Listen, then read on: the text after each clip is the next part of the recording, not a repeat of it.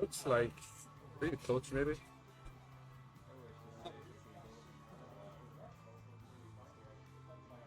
Hello. Hard to tell. Testing, testing. 3. We can get chat up. We can ask them if they can hear us. So I'd say. I'm up this out. Bring it to the sides.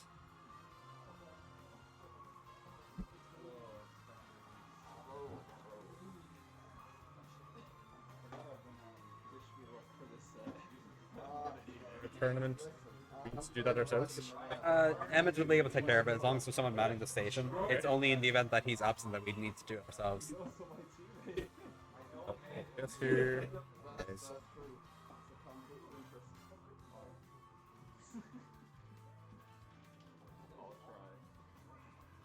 Two.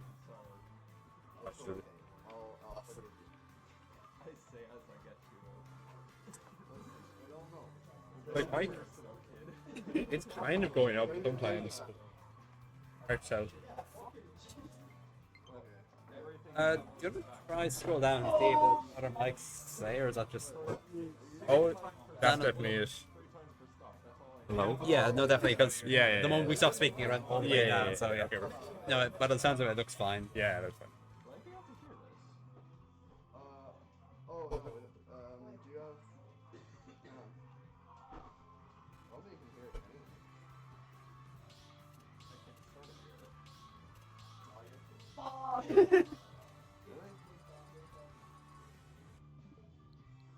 Hey, well, I don't know if anybody's watching yet, but welcome to Running Week 106. Yeah, a big one.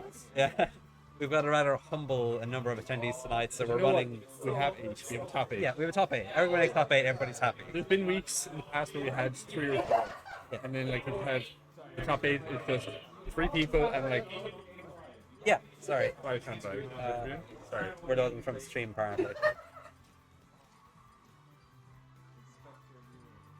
Huh?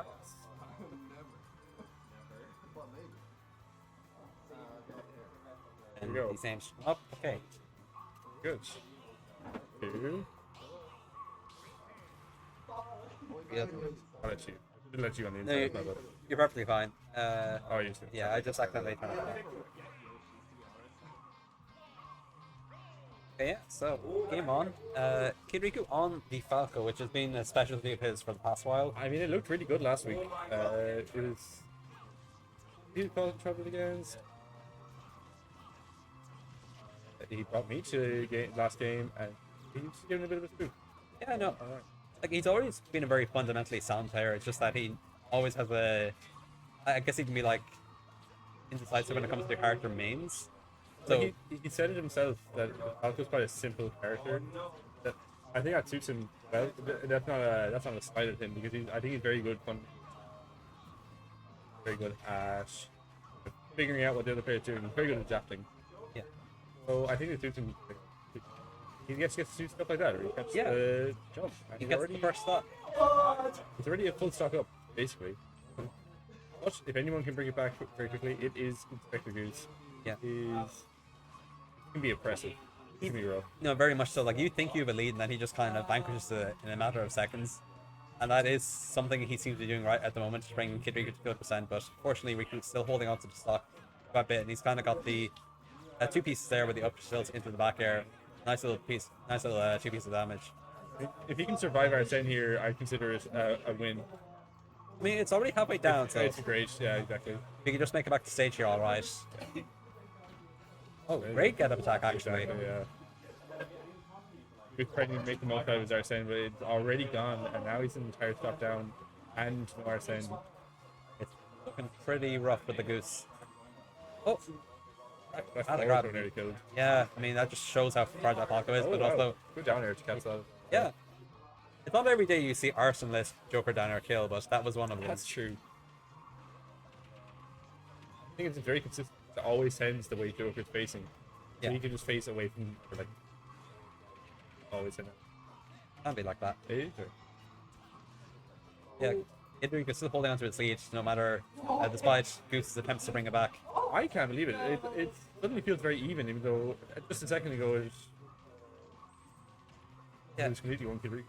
It's a very momentum-based game. Like, Kid Rico might have to lead, but as soon as Goose gets going, you suddenly feel like he's actually the one in control. Rico needs to get a kill here. Oh, that's not how you do it. Oh god, you're panicking. He's got to be careful. He's in the corner here, and Goose is about to get Arsene, so...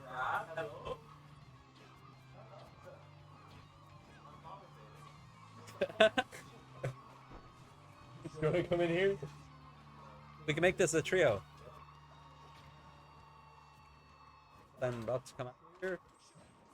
Here we go. Oh. Can Kid Rico hold onto his stock in face of this perilous enemy? Really struggling to get the kill here, and now longer goes on. Got a good position here though. He's on ledge. If he can just capitalize off it. Oh, that up smash is very risky. These killing blows, the smash attacks are just not connecting. And that forward air will connect for Goose, sending Kid Rico off to the side, giving him the lead back here. I'm kind of narrating like I'm reading RT News. I don't know why I speak like that. The 6-1 headline. Kid Rico is currently down 2 stocks to 1. 2 stocks to 1. Local authorities report that Goose is goated with the sauce.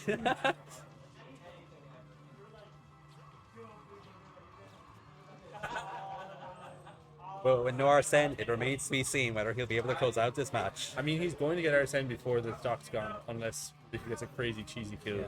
Like, Let's see if we can pull off a miracle.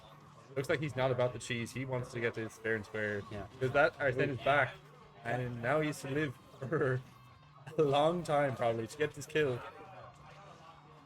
He's getting the damage though, it's even. Yeah, and I But mean, it's never even with Arsene. Just every this. ooh, careful. Oh, good down tilts. See, Falco does have a lot of cutter on his side as well, so this is also a fragile situation for Oh, Goose. he tried to get it all there. Yeah. Peter's got to play discipline from this point onwards. He just needs to get in close, wait for the opening. Wow. Like that, and that'll do the job. 1-0 to Kid Rico. Great to run it back. They really looked at on that last stock that Goose had just taken. He's so oppressive. Saying he's lost 2 years of his life. Well, buddy, you're about to lose another 2 in the, Yeah. in the next game. But the prize for winning is getting back 4 years of life, so it all balances out. Better win, so. Yeah. Or else Inspector Goose is going to be a very wealthy man in 20 years.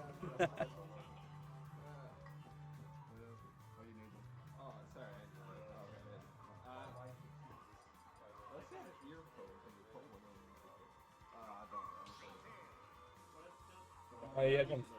For my headphones. I have headphones, it's just that he can't hear them. Music. Oh yeah. Okay. Oh, let's play it again. Run it back. I mean, it's good enough that it can be played twice, and I'm not even mad. Oh, yeah, no, absolutely. Oh, he's got a Kinder Bar. It's over for Sean. Like, He can't come back from a Kinder-induced Kid Rico. but fortunately for the person he plays next, he'll be in a Kinder-induced coma. So he only gets to play one more game before he just falls asleep. Okay. Well, let's see if we can fight the insomnia in this game number 2. Thingy sounds like he's winning. Unfortunately, Fingy is at a bit of a deficit, but we'll see if he can make it back. In the meantime, we're back to Pokemon Stadium 2. 1-0 to Kid Rico in a very close game 1, so I'm interested to see how the set will progress. I feel this game could go to Goose and we'll see a game 3. I mean, Goose has come out swinging. He got that 40% very quickly, just saying, "I'm not afraid to approach you this time. Keep rushing you down." The times he doesn't rush down, Riku's getting that chip damage. He's just starting to annoy him with the laser. Yeah, bit by bit. Yes. Takes his claim to victory. Oh, that careful. felt like it was going to hit. Yeah. A very crucial air dodge from Kid Rico there. An air dodge, spot dodge. Now, how do you get back? Impressive. He's doing a great job of dealing with Arsene right now. Yeah, no, Kid Rico's putting up like a very disciplined defense here. Like, he knows kind of the defense options he needs to take to protect himself against Arsene. And he's even able to press his advantage against Arsene. He's not just defending, he is also striking back. And as the wise man once said, the greatest defense is a good offense. Who was that?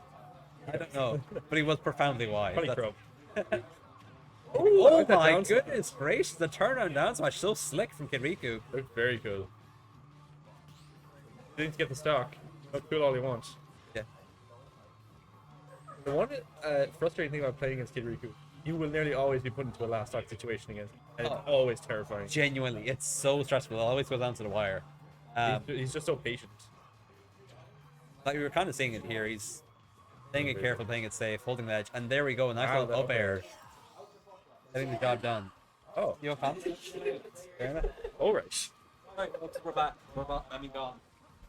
Enjoy.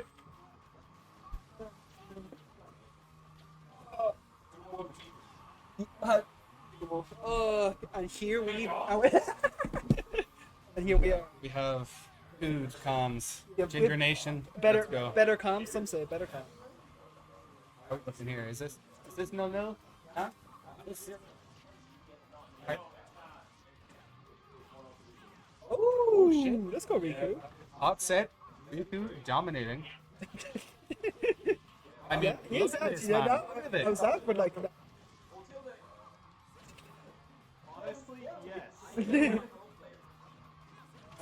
He's talking to the people in the background while he's playing. damn, he's showing off, showing off. Like, you're not fair play. Oh, Okay. but Nice. Goose, bringing it back, fair play to the lad.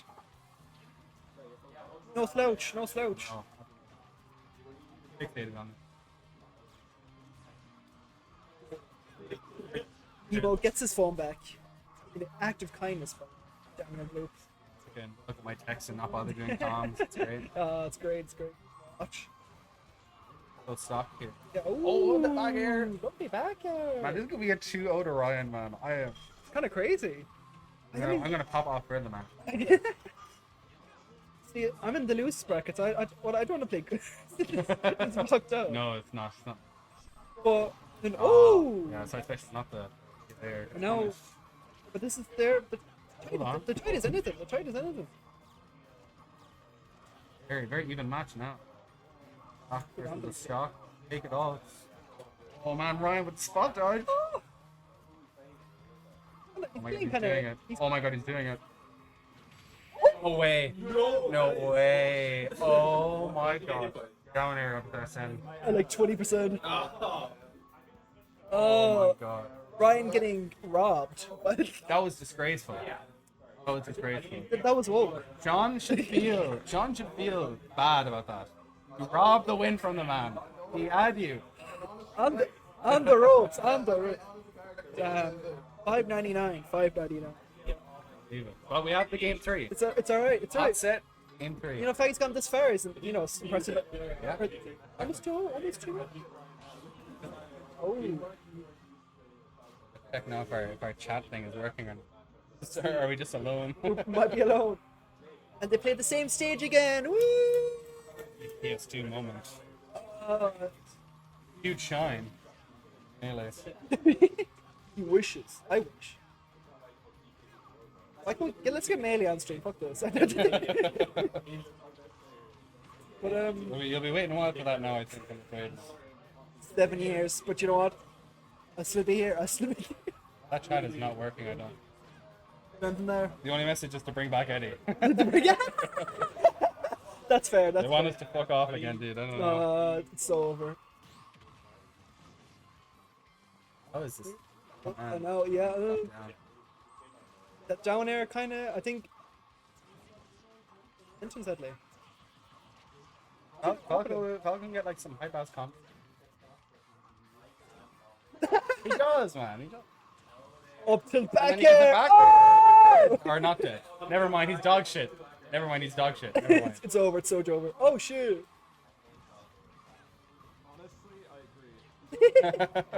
Oh. Hit Riku. The goal. I didn't down to. Okay. This character's actually not.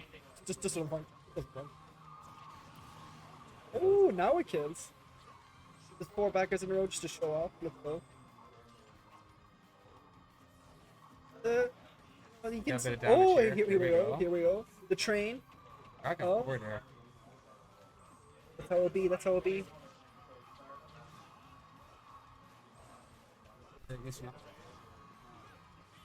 But I think it's hard to come back from the stage from Joker and Goose. Yeah, As it's a- true. It's true. But it's true. he might be. He's Yeah, I doing think it. 3 up airs. He's nice and calm. Oh, misses the. Yeah, but he's just tacking on damage, and he's back. They're even. Oh man, if that hit.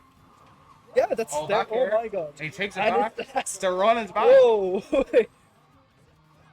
He never ended it. Huh? And seemingly from nowhere, he might win the game and the set. Don't die there. Get back to stage though. If he get a bit of- if he get a bit of- covers the air dodge. If he gets a bit of damage on, he might have it. Ooh, that's not the idea. unfortunate, but that's the last game. This is- Nothing up damage. You love to see it. Yeah, not to get put into good combos. No downers, no downers. Oh wait! Okay. Good damage here. Oh! What dodge He is gets this? away with the forward smash. Oh my god. Oh! There's that downer. Neutral tech. Oh man, that could have been it as well.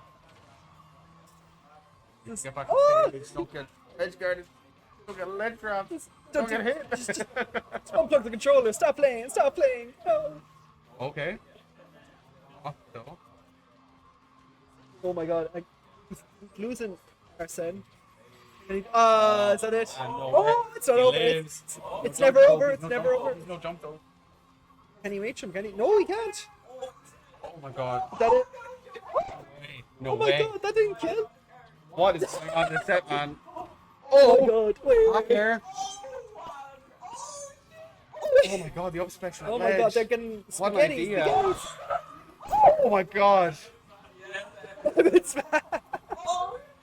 Edge guard. He takes it! Let's go, Ryan. Yo. Let's go. And Ryan kicks it. Man, I can't believe it. Happy days. Pete Riku. Falco gameplay. But that Holy shit.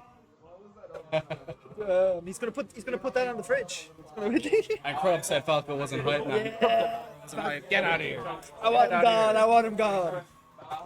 Oh god. Damn. I have to check this now. Hold on.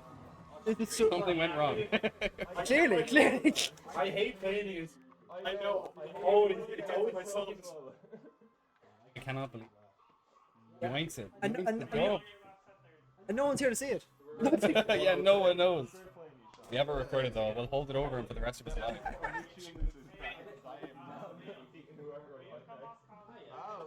You never know. No, I'm here by my own. Oh, See, losers. no. Now you're stuck with me now. I didn't do anything. I think it's just in sleep mode. There you go. Yeah, I just turned off the switch. Oh, okay. Put it back on.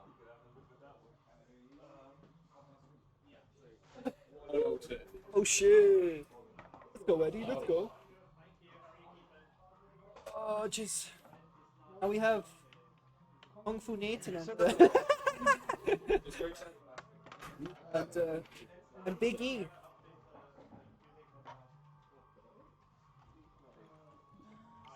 It's, oh shit. It's that shit has a top now update. I don't know.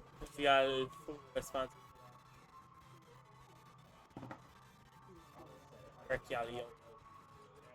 God, Go top 4. oh, fair play to you. Fair play to you. Dreamland, Great Britain. Oh! Let's look at the focus on the map.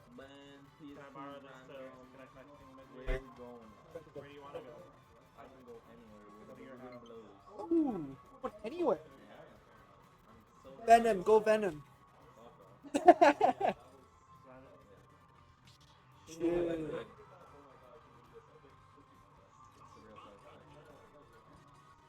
Yeah, grand finals of running weeklies. No, sir. Crub throwing. You're already throwing. Ass. Oh, lame. Lame. Damn. Almost threw game 1 by not picking Bulls game.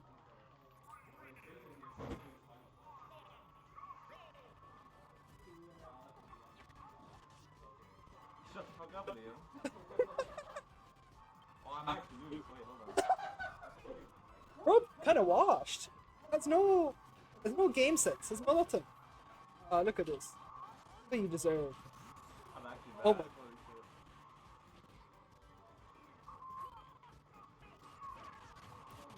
Rapids in the building. Rapids in the building. I might be the worst player in the venue. Oh wait. He's remembered his combos. He's remembered. Amnesia's gone. Oh, this character's fun.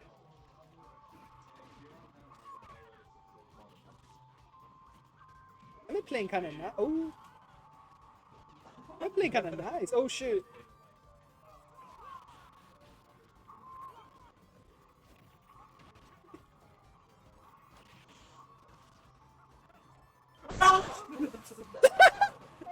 Emmett just fucking destroying. I'm never coming back to meet you, by the way. No, we had the kid Riku upset. We might get Emmett upset. You never know.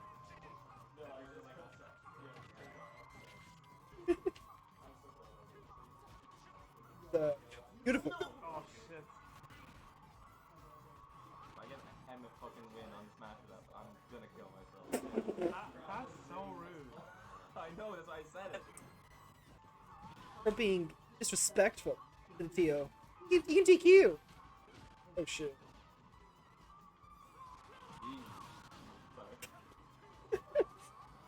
Bro's losing.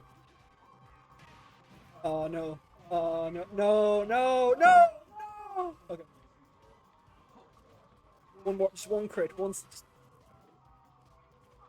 Need some hero bullshit to minimize the Kazuya bullshit. Oh! He kicked it. Why can he do that? Why did he kick it? This game. I hate this game. Why do people play it? People play this game for money. People play this game for money. Fucked up. It's fucked up. On my back. I would have died, I think. Kazuya again. This guy. He's a masher. He's a masher.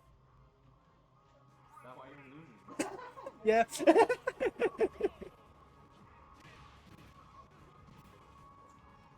Oh, washed.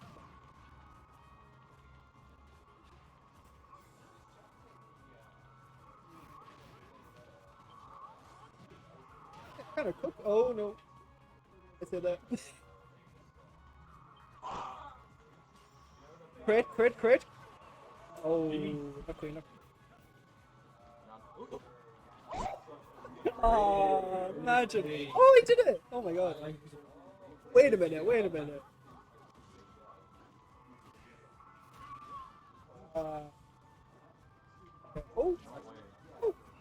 I've been playing kind of nice. I can't lie. Oh, the psych up. Oh no.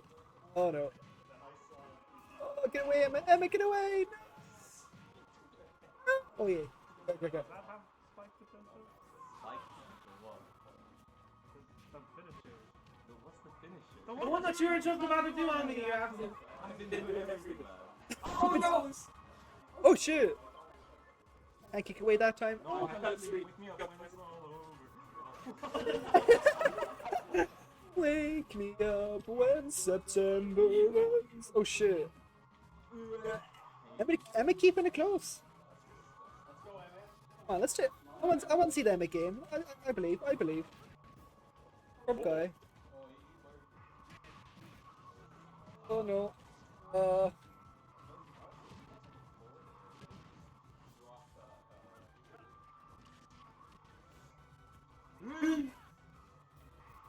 Emmett learning that Kazuya can flick. Oh, so do I. No! Kamikaze! Oh. I know you want this dub.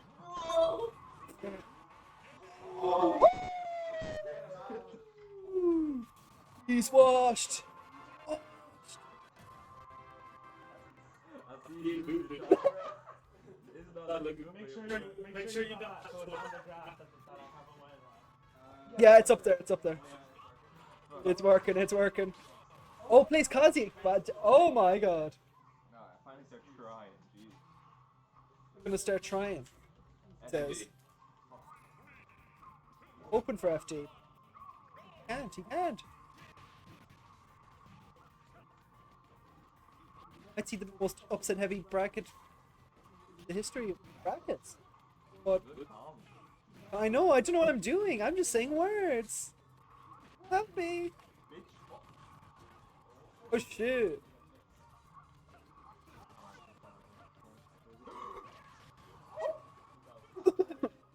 Yeah, nice gameplay, nerd.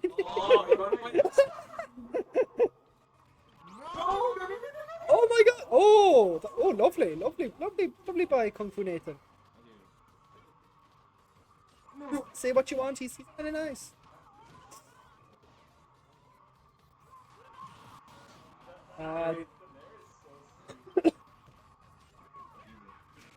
Oh, the Emmett smash. Oh, that 40%. That's bollocks. Fuck shit game. Don't try it. Right. Oh, kamikaze Emmett. Emmett. No. Oh no. Don't let yourself laugh. We're kind of running away with it sadly, but I believe anyone could do it. It's not Emmett. It is Emmett. Oh shit, it is Emmett. I'm trying to commentate but can't. The food. He's a.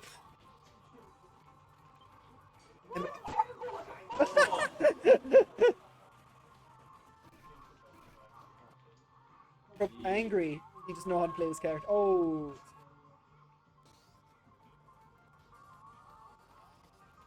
Um,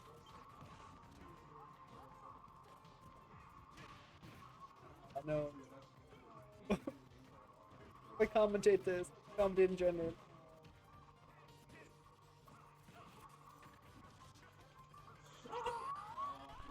Oh, I thought that was kamikaze for a second. No, don't do it. The gold. Don't do it, come on, do it. Ah, no ball. There we go. He's blown. Oh, he still got a chance. He still has a chance. No, it did. No,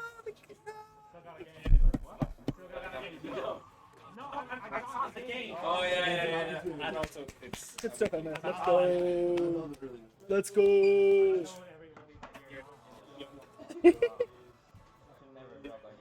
He's washed. He's That could be even hit.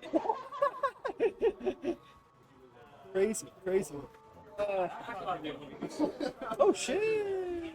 Somehow. Yeah, let's go. I don't know if I'm built for this commentating. Oh, I'm gonna let the boys be. What is Jigglypuff's best matchup? Jigglypuff's best matchup, yeah. Great question. Probably Little Mac. Okay, my bad.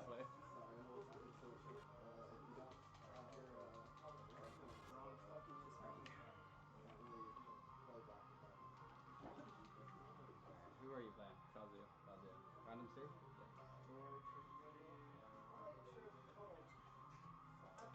This ain't no melee, lad.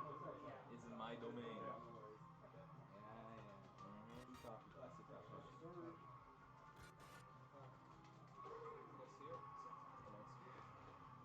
you know what is one of Jigglypuff's worst matchups? What? This? Yeah, really? This is very bad. Ah, yeah, that makes sense actually.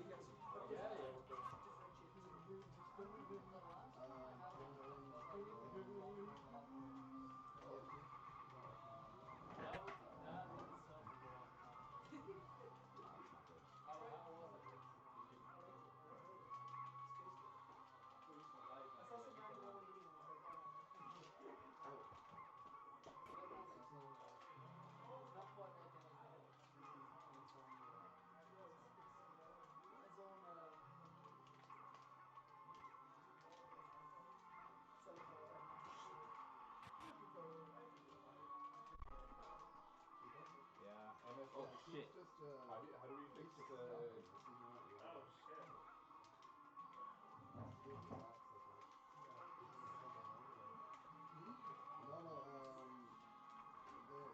is freaking out. Oh my god.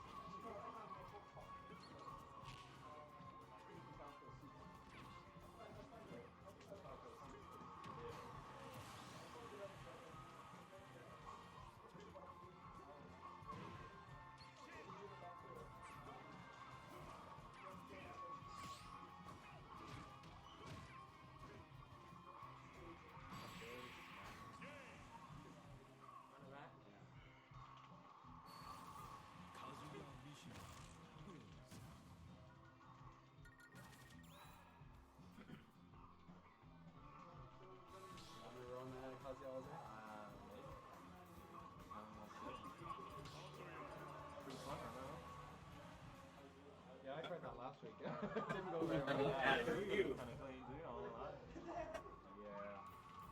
Let's see. Maybe it's not called. Why? Interfering with my gameplay.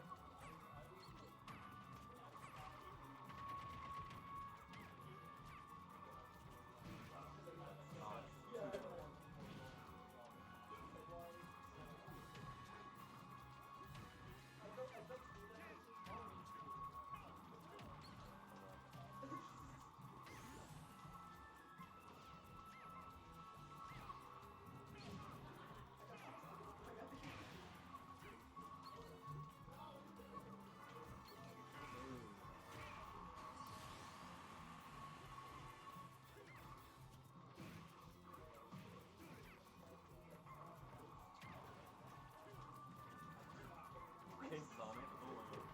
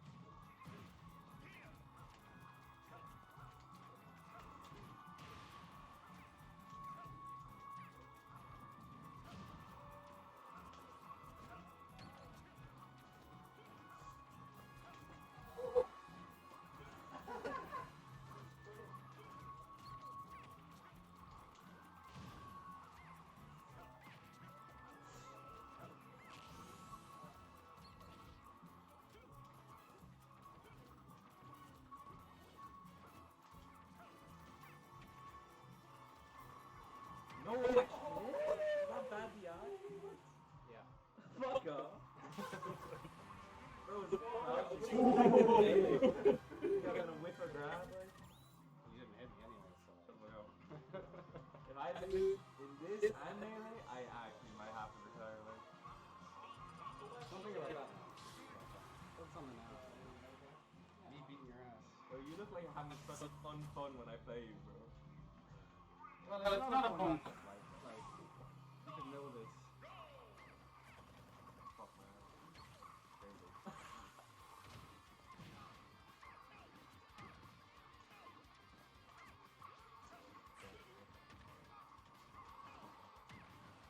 I fucking hate Bingy so much.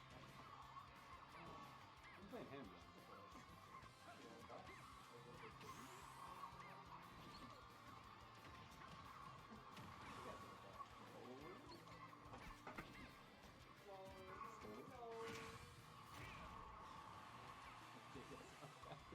So, hold that, bitch.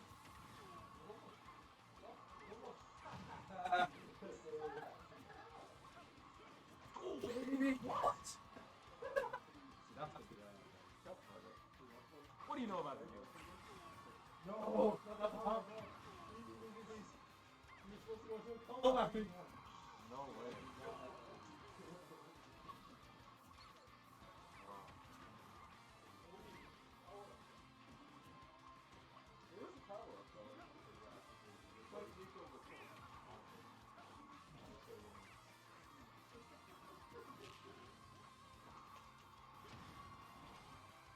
You're So bad. Oh my god. Why not, man? It'll do Yeah. that. Oh yeah, yeah. See, You you can't do stuff, like. you need to stop talking to me right now. When did you become afraid? Oh my days, you gotta get my head. I'm too bad. My mental is unfucking parallel.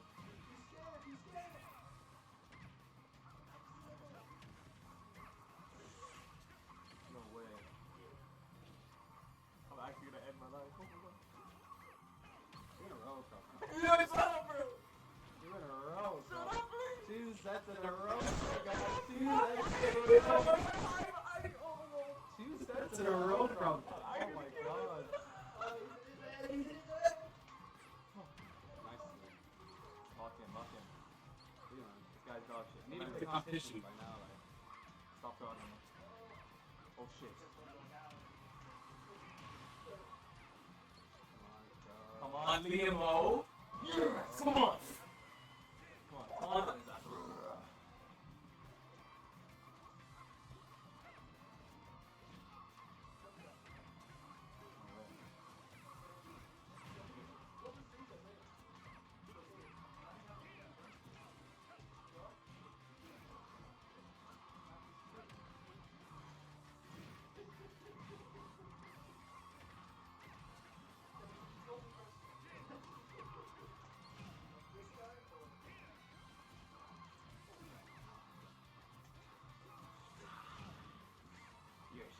You're scared out. Oh, yeah, I would be like, in there. You're fucking scared. Losing the number one seed. No!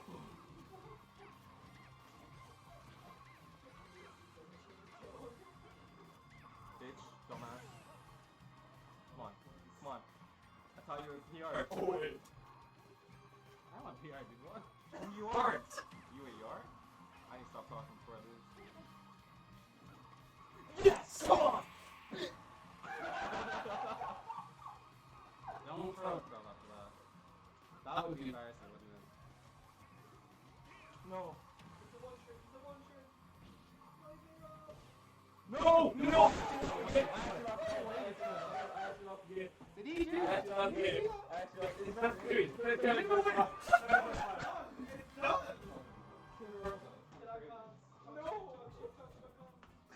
There is no Now mute the damn micro. Oh my god. Man, it's crazy. It's crazy. This man has just lost 2 sets to me in a row. He's absolutely washed and he's crying. It's wild. Fuck.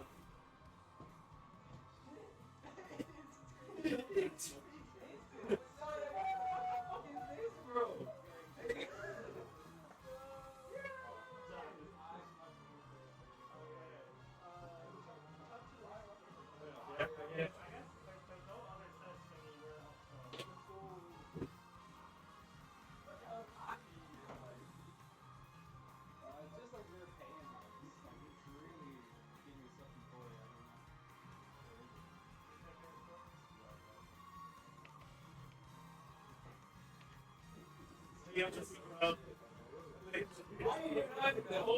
gotta make sure they know. Huge.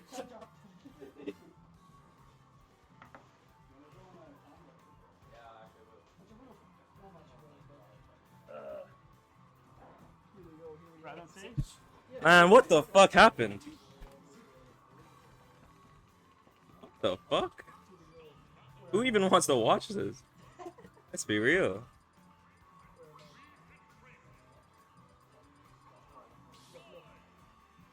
I never tasted losers. You know, that's just more sets for me at the end of the day, you know? Yeah. Dude, oh, dude, I look like such an Egypt down here. Oh my god. I'm in the damn favelas, like. Dude, it's gonna be me and Goose for like 5th. Bro, if I was shot. I think so. I lost you. And I ain't mad. Oh, that's so sad.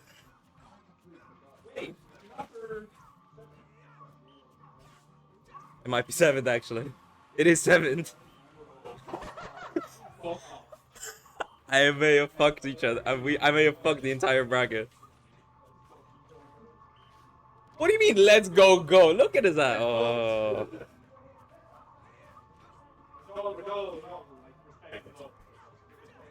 I may be a one trick. Alright, Emmett T losing his first stock. Who's surprised though?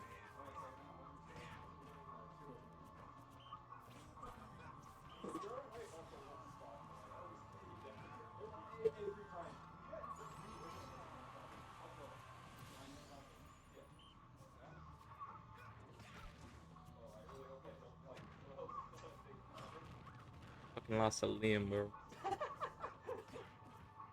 He's so stupid, like. And he knows how to win, like, he just talks shit. He just psychologically gets into my mind, like. That's the only way he can win, otherwise he's useless.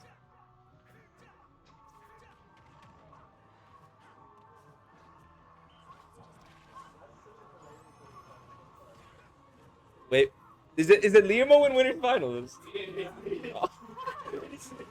So he's guaranteed 3rd. Fuck, he's getting €2 at least.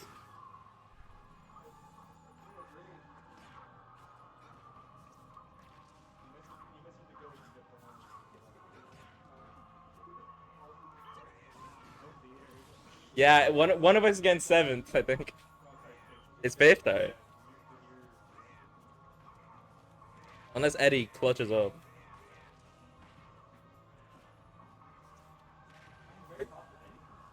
Yeah, and apparently me and Sean are just dog shit now. Yeah.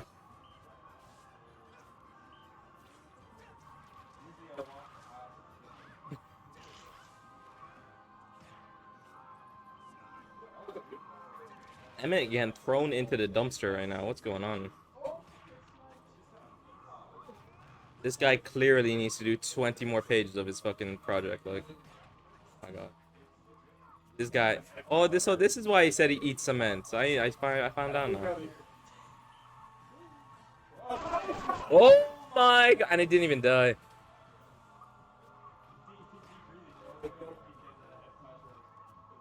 Let's go, MT. Email. Here we go.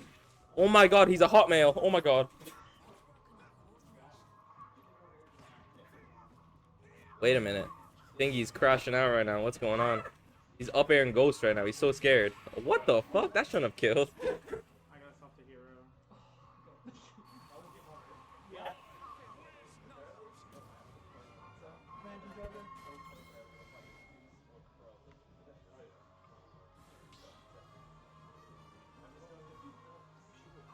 I actually hate Liam so much, bro. Oh my god. I just can't stop thinking about it.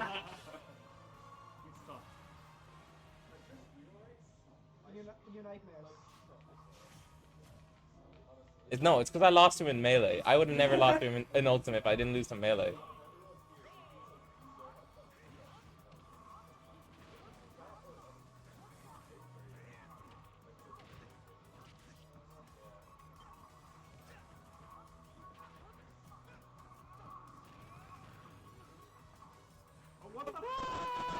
You want to play for 7th, lad? One of us is getting 7th, man. I hope you're happy. I hope you're fucking happy, bro. I fucked it up. You know what? We both fucked up horribly. Work home today, I was like, maybe I'm just not feeling it. You know what? It's gonna be fun. I had it. Oh, it's so fun. It's so fun tonight. It's time. What the fuck is this, man?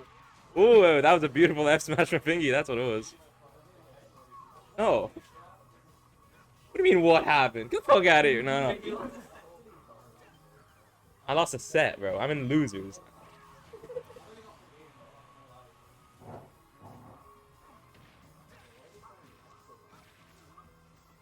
The Astro Bear soundtrack.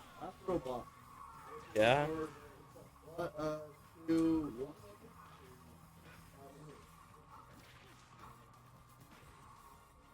Better lock in for this next set, bro. It's not even best of 5. I hope you're happy. I'm not even sorry, bro. Oh! Okay, is it us? Is it us? Me and Goose? That's the 3. Here we go. I have to lock it. What the fuck's cracking?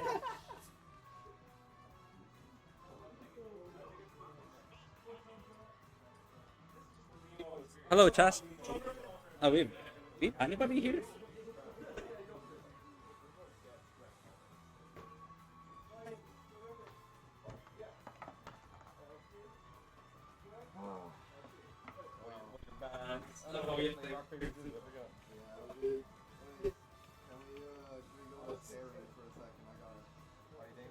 Hey. No, I did. The cable sucked. So now, for whatever reason, every time I try and plug it in to listen to this, So, it just goes. good evening, everybody who's listening. It just keeps saying that. There's been a bit of a shake-up in the bracket today. Crub lost to Limo, I believe, and also Goose lost to Kid I'm establishing the situation. That they are playing for 5th in losers quarters, while winners finals is Liam versus Dan. So quite an unusual bracket we have today. I might actually broadcast that message out to the Discord to see if it gets more people to tune in. Because I don't know if either of them have ever played each other at this stage of bracket before. I genuinely doubt it. I just can't get over this. It's the worst week I've ever been to. Last game, bro. You need this money. You need this €2 for 3rd. Like. €2, man. Yeah, that's. Are you Aventino? Yeah. Okay. Okay. Our favorite stage right now. Wait, I gotta connect. All my days. Thank you. I'm in fact playing Rob now. Is this my cable? No. Maybe? I don't know. Hope you can all hear me loud and clear. I am in fact not playing Oh, we got 6 viewers. Okay, that's not so bad. Chat, let me know if you can hear me loud and clear. Hope you're all having a wonderful evening. These two are less than less than content, I would imagine. This isn't really what you want when you're first and second seed, so you're playing for 5th, but it's the way life went. It is what it is. You're not in either. No. What is it?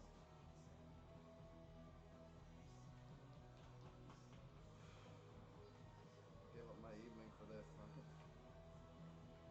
To go 1-2. The vibes aren't it this evening, unfortunately. I can go 1. It's a best 3. Anything can happen. Let's be real. I know. But like I said, Choke is playing like ass. On shoot. Oh yeah. Alright. Let me see. FD, Kalos, and Yoshi's. FD, Calo, Yotis, FD, Calo, Hollow Fierce too. Let's go Hollow Boston. And I'm just gonna get some water.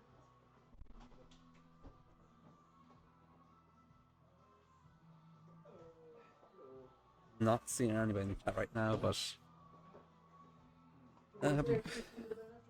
hopefully everybody who can hear me is keeping well. Not much else to say. Like, I can set the stage for you.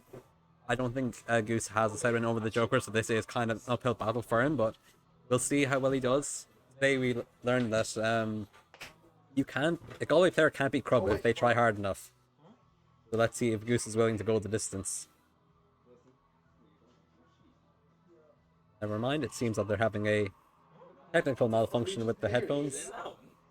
It was before, but like we connected it here.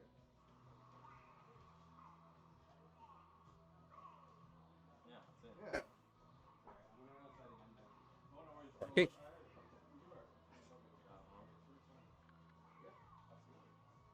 it that one? Yeah, yeah. Here, fuck.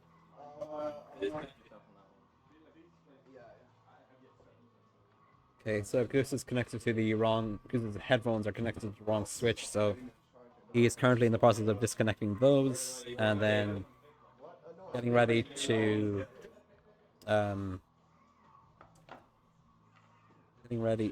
start this set when he's ready. I feel genuinely sad. Like, I could not follow that. It's a fucking Limo of all people. Like, I don't listen to anyone else but Limo. He's the upset machine. He's like the best person to lose to. Probably now. Yeah, like as far as I'm aware.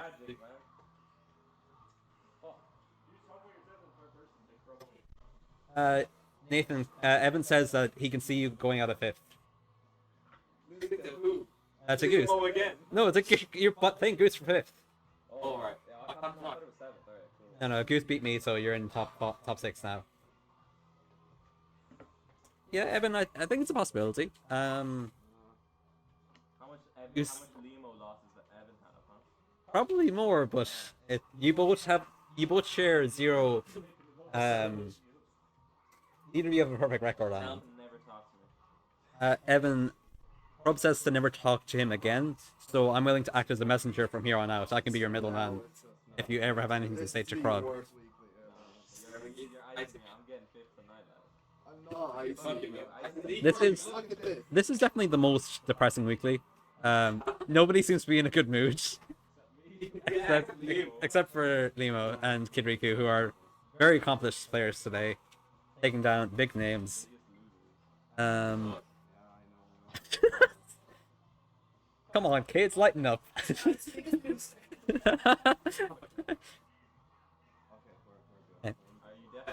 Yeah. Okay, we'll just start. Yeah. Wait, don't start. But hopefully the mood will improve. We do have doubles after main bracket because so few people showed up that we can run a doubles bracket, which I don't think is any less depressing. To be quite honest, I don't think I'm helping the situation whatsoever. But let's see if Goose can help himself up the 4th place by taking on the Crowd for the first time and sending it out at 5th place, which would be completely and utterly unprecedented. If you want my personal thoughts, you want my 2 cents, I do think that Crow probably will still win this tournament. He'll find a way to bring it back. It's a matter of being Goose and then probably Thingy or Dan or... No, Dan's in winners finals, so... Yeah, he'll have to beat Goose, then he'll probably have to beat either Thingy or Kid Riku, and then he'll have to beat either Dan or Liam, then Dan or Liam again in grand finals. So it's definitely a long road, but like very doable. All players that he definitely has set wins over, because Crub is mostly unbeaten by people here. The only people here I can think of who's taken a set off in the past are Goose himself, Nico very recently with the Samus against Crub's Rob, and of course now Liam joining the Hall of Fame as it is. But it seems that Crub is going to continue on undeterred, taking first stock here with not too much trouble. He's got a fairly high percent, so he does have to watch out for Goose here. But a nice little laser will knock Goose back, and he's going to attack him from under the stage. A good tech from Goose, so keeping himself steady and alive and well. Goose with the stage control currently. Let's see if he can capitalize off it. Oh, and great drag down up air into the up smash. A Goose classic. Very clean, very slick with the sticks. Taking the stock with little bother whatsoever. And now we've got a bit of more of an even game. Goose has Arsene out, managed to land the weak hit of the Nair, but not able to expand on it just yet. But might be able to get a string going here if he can just find the opening. But so far, Crub's keeping his shield up. And now he is kind of getting opened up with the Arsene there. Goose landing the side B, attacking on a good deal of damage. We've got a pretty even game right now, but Arsene is run out and Goose is in a bit of a disadvantageous position. Crub looking set to steal this sock. Oh, nice little down tilt from Goose. A bit of an emergency escape option worked out very well from there. And he's playing disciplined. He's playing careful, moving around. Crub as well as he can. A really well placed F smash, waiting out the side B and placing himself in the exact right position to be able to land a charge F smash, doing a good deal of damage there. And another drag down up smash from Goose. A really solid hit once again, showing how reliable that kill confirm is and how reliable he is at landing it. Keeping the momentum going. Let's see if Goose can take game 1 here. This is a best of 3, so if Crub loses 2 games, he is out of the tournament. And right now, he's looking set to lose this game 1. Goose is kind of on a tear here, momentum on his side. But Crub has got the gyro out, and that's his favorite toy to play with. Probably find a way to seal the stock here, but not quite. Oh no, unfortunately for Crub, he grabs in the wrong direction. A saving grace for Goose, but this could be the end of the stock. Oh, great evasive maneuvers from Goose there. Popping out, air dodging immediately. Crub not getting the kill, but he will land it there with the down smash. Goose rests up, and here's to take on Crub on his last stock here. But Crub is firing back, tossing Goose across the stage. Dealing good 46%, and he's bringing up. He's got a bit of it. He's got a very, very solid lead now. But Goose does have our sense, so he's got to watch out. Goose is looking to capitalize off any openings that Crub gives, so Crub must play disciplined here. But all the same, he's got the momentum of this whole stock. Goose is going to flub that F smash, so Crub is going to live for a little while longer. And not that that would have killed, but it certainly would have been a welcome amount of damage for Goose that he's not going to get. Why is Crub in losers, George? Because he lost 2-1 to Limo. But Crub is not going to lose that game. A really well-timed kill confirm. Can we make this weekly count for national PR? I wish that were the case, Ruth. I really wish it was. But what I will say is, when the Connacht PR 2025 is being drawn up, we will be factoring the fact that Liam got a Crub win. That is massive. Like, I think Liam is probably already guaranteed for PR based on the fact he beat the #1 player in Connacht while only being ranked 9. So, at the very least, Liam can go home happy tonight. Like, he's already established himself on the PR for the entire year now, pretty much. Yeah, we're off to this game 2. Evan, I can see you're not happy about the result. I completely understand. I personally am rooting for Goose as well, because, again, he is a bit of an underdog here. He's never actually taken a set off the Rob before. And he was playing very, very well that last game. He actually had a pretty solid lead going until the last stock, when Crub kind of turned on, switched on, and activated momentum. Got control of the momentum, I mean.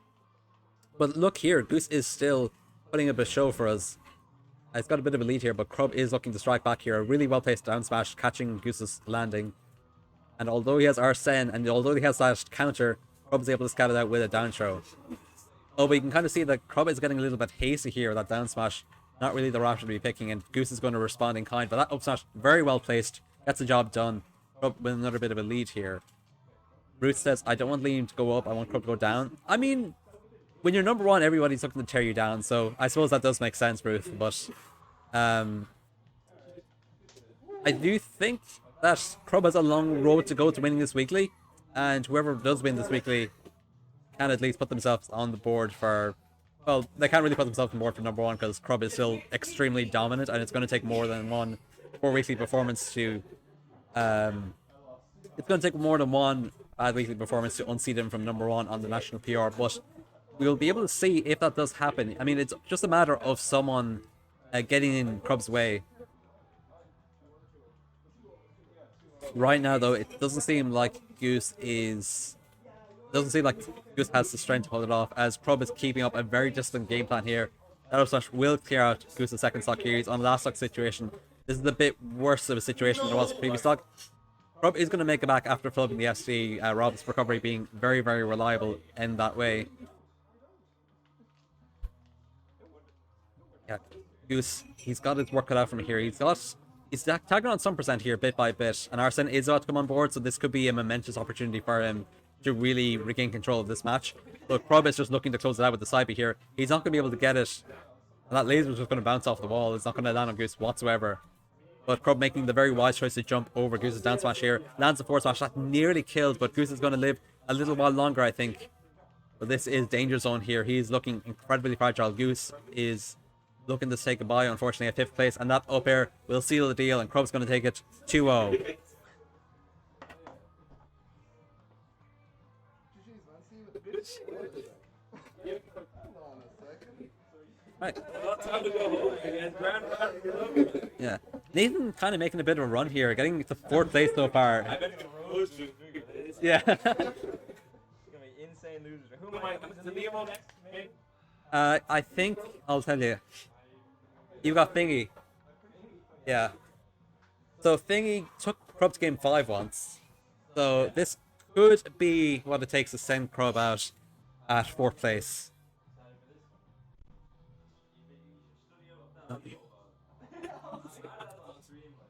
It's over. Crub winning weekly. I wouldn't be so sure if it's stake. I think it's a real possibility here. Thingy has to take out Dan Crub. He just needs to believe in himself because Thingy actually did take Crub to game 5 once. It was a fairly small weekly and Crub was kind of messing around, to be fair. But all the same, Thingy put him on notice and Crub did have to properly lock in order to overcome Thingy because while he might not be a super well-known player, because I don't think he travels out of region too much, he did go to On the Run, but aside from that, I don't think Thingy goes out to other national tournaments outside of Galway. He is a very capable player, kind of hidden boss in Connacht, if I do say so. I think he's got a real shot of taking down Crub when the time comes, but for now, we will be witnessing Liam versus Dan Bloop for winners finals. One of these two players is getting seconds today, which is pretty impressive, especially if it's Liam, because I'm not sure if Liam has made grand finals at a weekly before. Dan certainly has, a very capable and talented player, capable of taking on anybody, including Crub one time.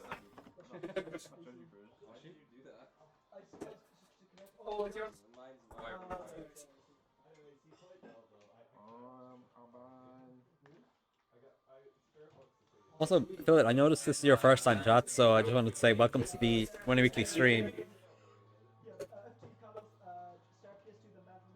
We are going to be watching a very unorthodox winners finals here. Two very capable players. I would say that Dan Bloop is the favorite here. Liam, a very capable player in his own right, literally took down the #1 player in Galway and maybe Ireland, which is no small feat to say the least. We do have Thingy versus Crub starting off next to me here, so you'll know the results of that match in a few minutes and see if Crub will be able to climb his way back up into losers finals. But for now, we're going to be looking at our winners finals match here. I assume going to be Puff versus Diddy Kong. I don't think Dan Bloop has any particular issue with that matchup. Of course, he has a big pocket of characters and can pull out whatever he needs in order to overcome whatever adversary he's facing at any present moment. But I would imagine that the Diddy Kong is going to be the pick here.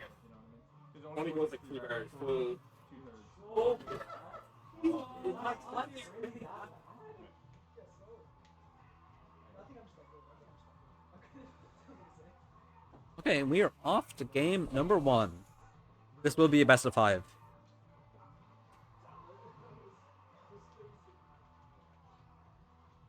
Okay, Liam taking first blood here with the pound and looking to nearly get an early edge out here. It was actually shocking how fast he came over to the other stage and knocked Dan onto the ledge.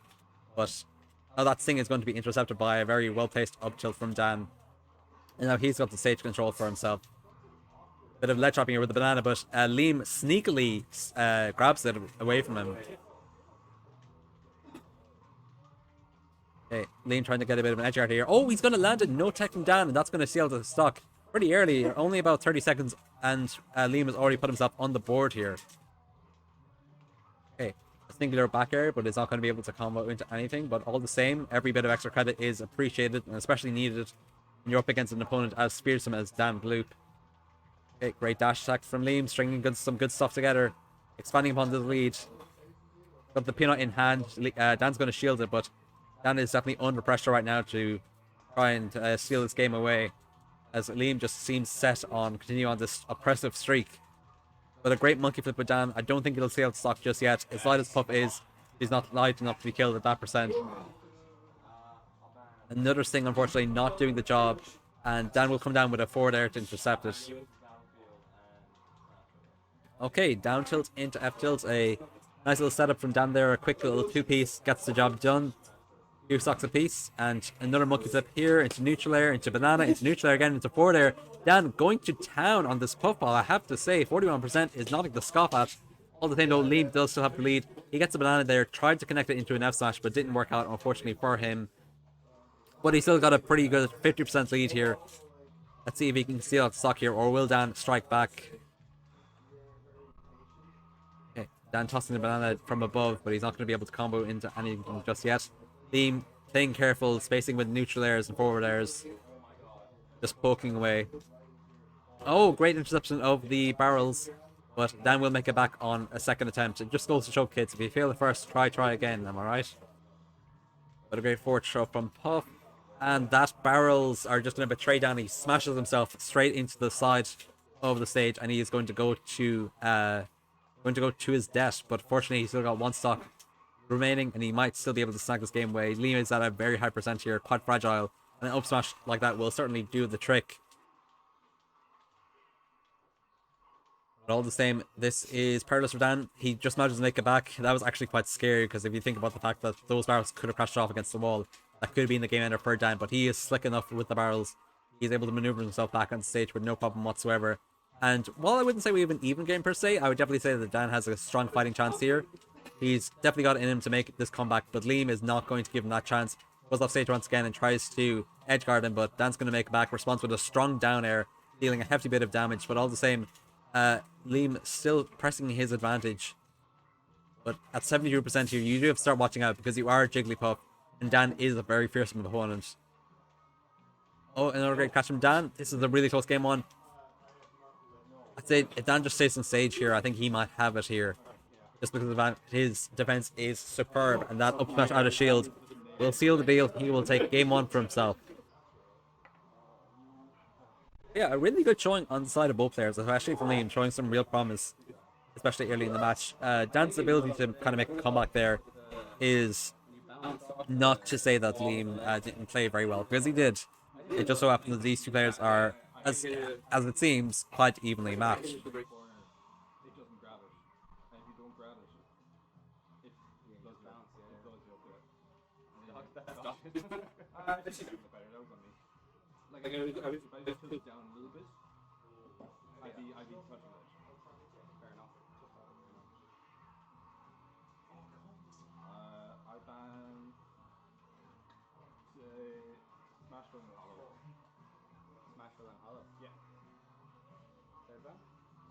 Oh, it's 2 ban, is it? Town as well. Same dude.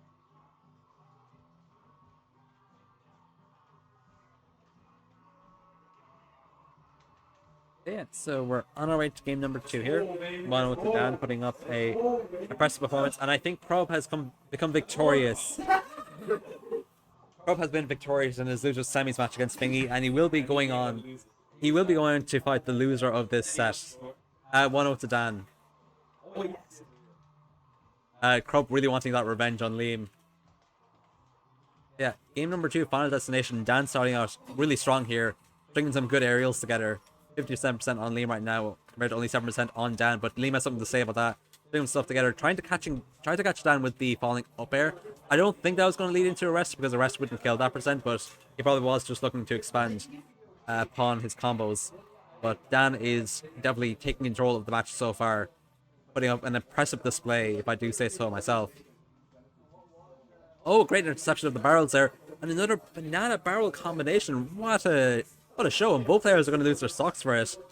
I was so startled by what happened, I didn't really know what to say, but it looks like we've got an even game as a consequence of that crazy interaction. Okay, Crub showing his support for Dan, showing that he does absolutely not want to fight him in losers finals.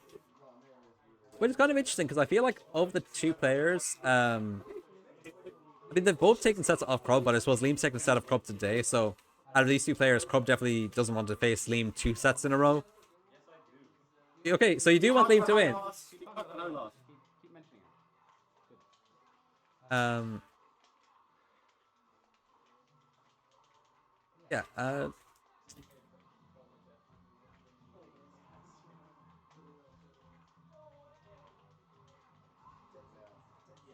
and with a bit of a lead here, comes out with the back air. Here's of the stock. And okay, into F smash from Liam. Does do a certain damage, and a great back air is going to intercept that recovery, bringing you down to one stock apiece. This has been a very even set so far, and it looks like this is going to be another close game. But Dan is going on the offensive here, not yet shedding any blood. Oh, Liam does get something there, a small falling up air, but he's not going to be able to expand upon it. And Dan is just going to keep pressing the advantage here with forward airs and banana on ledge. It's very difficult for Limo to find an answer. And that back air is not going to seal the deal just yet. Liam is going to hold on for a little while longer. Let's see if he can formulate an answer. Okay, managed to low profile that up smash. Very good spacing on Liam's part. Let's see if he can find an opening here. Rest is still on the board. But so is that up smash, and that will clear at game 2. 2-0 to Dan. Putting up definitely like a more convincing performance in that game than game 1, where it went down to the wire. Dan showing maybe he's making some adaptations, or he's just cleaned up his gameplay in game number 2. And this is pretty tough, but not impossible for Liam to come back against.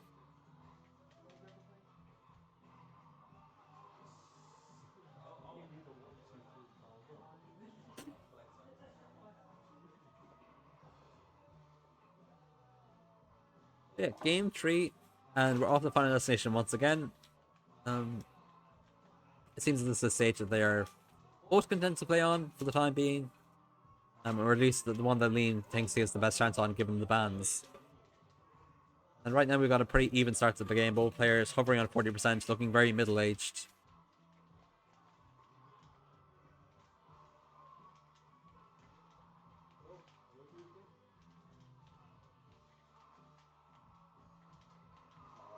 Nice back air from Liam. Another back air from Liam. Really good really good string there. Dan does have the down throw into down smash. A Dan classic if I've seen one. It's not going to kill him just yet because he's at too low of a percent.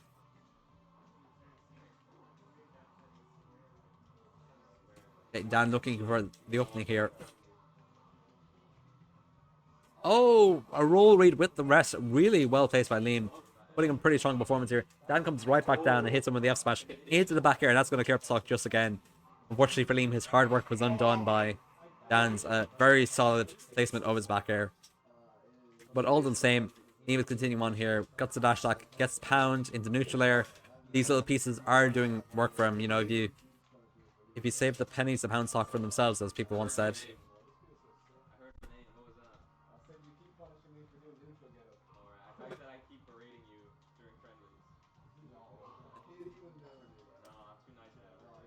Okay, Liam opting to grab the banana instead of going for a roll read on the rest there.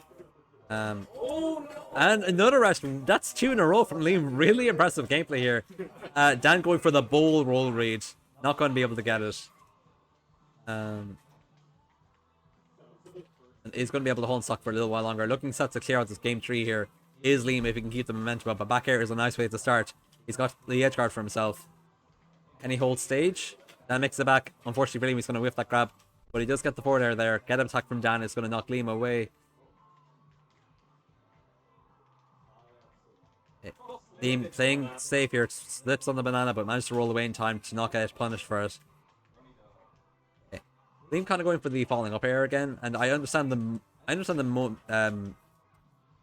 idea behind it to string into another combo. But it seems that Dan kind of has it scattered out at every opportunity. Always has the shield up in time. And Dan does get the stock there. Liam, unfortunately, not having enough jumps to make it back. But all the same, this is a pretty good lead for Liam. Definitely the strongest performance across the 3 games. It's just about making sure that Dan doesn't manage to bring it back like he did in game 1. With the neutral here, waiting for the opportunity. I know Dan definitely doesn't want to get rested. 3 in a row would be quite tragic, so I'd say he's quite anxious about that. And Liam can definitely exploit that to his benefit. But so far, Dan playing it safe, playing cool, calm, and reserved.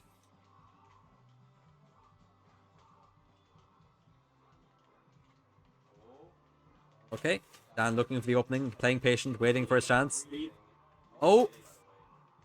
Careful, Liam. Okay, he makes it back, no problem. But Dan still firing back. He's got the back air here. Another back air. It's going to seal out the deal. A really impressive comeback by Dan there. Going 3-0 over Liam in winners finals and will be earning himself a spot in grand finals where he'll have a 2-stage health bar to try and take the weekly. Yeah, we're going to get the baited rematch here between Crub and Limo. Crub looking very happy with himself. Oh, you breathing now, huh? You breathing now? Huh? Best of 5, no cheesing allowed anymore. Think about cheesing allowed. Yeah. So yeah, this is time it's happened off stream, and Crub to take it. Not sure if it was in dominant fashion or if it was close. Okay, the score actually hasn't. Oh yeah, no, it's 2-0 to Crub. So, pretty convincing performance. And we are now going to be witnessing our just finals here between Limo and Crub, the fated rematch after Lee managed to pull off a momentous upset earlier on in bracket, giving himself Crub's seed. Cannon City, Yoshi's Callus. Smash for FD. He doesn't even have music, fucking hell.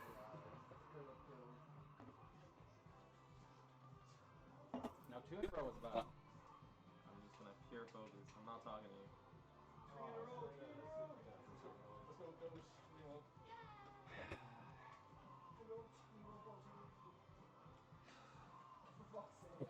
So we are moving on here into the finals. And we've got the Crub Kazi out. Crub definitely playing with confidence here for sure. Or maybe he's just decided the Rob doesn't work and this is the best opportunity. But I don't think I've seen the Crub Kazi since he played it in a Ditto against Dara a long time ago when Dara still played the character. So I've no idea how polished this is. At the same time, I would trust Crub's capacity to be able to play any character in the game to a relatively high enough level. And FD is a very good stage for Kazuya. It gives you the least amount of room to maneuver around him, thanks to the lack of platforms. But at the same time, Puff is a character who doesn't really need platforms as much due to her high air mobility. So this could still prove a problem for Crub, but so far he's putting up a pretty impressive display. Does get the up B there, sending Liam to the skies. We'll see now if Liam will be able to strike back. Okay, got the electric. Bringing some good stuff together is Crub. Got a pretty good lead here, and with how fatal Kazi is, this could very possibly be another end to the stock on the part of Crub here. Crub unable to play fundamental neutral warrior Kazi Mishima. It's very possible. Hello Killian, I hope you're keeping well. Congratulations on winning the last Dublin Weekly. Yeah, I mean, I don't know how much experience Crub does have with this character, but he definitely plays it to a certain extent. At the same time, Nemo also certainly plays Jigglypuff, as he does get the kill there, and he is maybe going to be able to string some stuff together here. If anything is on Liam's side here, it is the fact that Kazi is such an incredibly comboable character.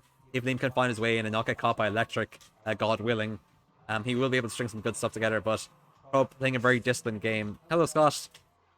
I'm doing quite well, Killian. Thank you very much. Hope you're all having a wonderful Tuesday evening watching this unusual bracket in which Crub is forced to climb his way from the bottom all the way to the top after a loss to Limo earlier in the bracket. Why is Crub playing Kazuya? Well, my thinking is, Scott, that I assume I didn't watch this on stream because I was playing in bracket at the time. Crub played Rob against Limo earlier on the bracket, and Limo actually won. Limo took the set 2-1. Which I believe is Liam's first set over Crub, so it was a very momentous moment. So I imagine that Crub is trying out something new here, and I have to say, it worked pretty well for him, taking game 1 here with a JV2. Not too bad of a performance at all, if I do say so myself. But we'll see now if Liam has the ability to adapt to this newfound character. Yeah, no, it was a really impressive victory. I was playing Goose at the time, so I wasn't watching it, and I just heard, like, screams of like elation and joy, and I was wondering what sort of miraculous upset happened, but I couldn't imagine it would happen to Crub because nobody here has beaten Crub except for Goose and Nico very recently. Sarchi says he went to Kazalimo. Okay, that's very interesting because like Crub was quite upset about the loss. Ooh. Careful, Crub. You don't want to get caught here. What the? I wonder. He's taking the cards and regaining pride? Okay, maybe so. That would actually make some more sense, because I was surprised that Lima was able to pull off against the Crub originally, but if Crub is going for the Kazuya instead, it makes sense. And while Crub obviously cares about winning and getting his like €25 or so for winning the weekly, it would make sense for him to experiment a bit here, because this is a fairly small, low stakes weekly. We actually only have 8 players, so everybody's making top 8. So, you know, everybody's happy.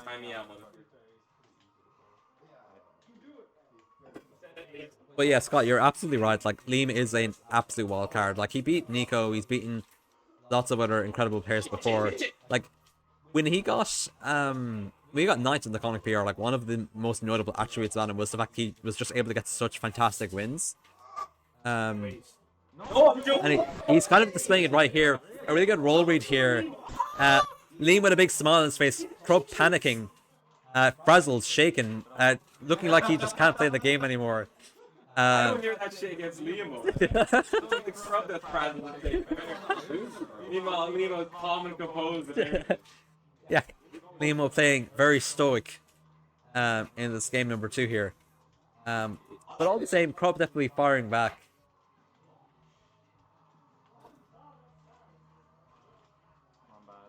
Yeah, no, I'm really well placed dash attack from Liam. It just seems like he's intercepting Crub at all the right moments.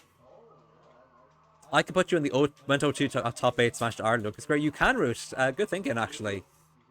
That is a very me thing to go 0-2 and get top 8, because I've definitely done it before. So this isn't even the first instance of it happening. Because sometimes we just don't draw a lot of numbers, and as of late, there actually hasn't been too many people showing up to the weekly. I think due to the mix of college and school getting more intense for people. Well, just college. I don't think we've any high schoolers here, or secondary schoolers. And also the fact that people are still adjusting to the day change back from Wednesday back to Tuesday. And Limo is going to adjust very well to the Kazi in game 2 here, taking in the game. It looks like Crub is going to have to try pretty hard here to not go out and lose his finals.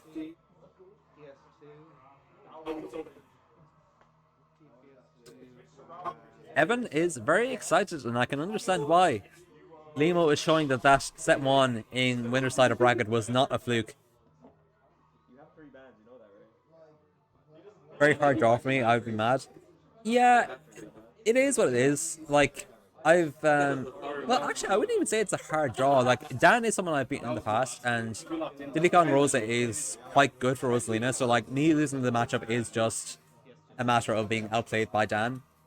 Goose is another story. Like, Goose is, and they are so far above me that it would take a lot of work to be able to go blow to blow with him.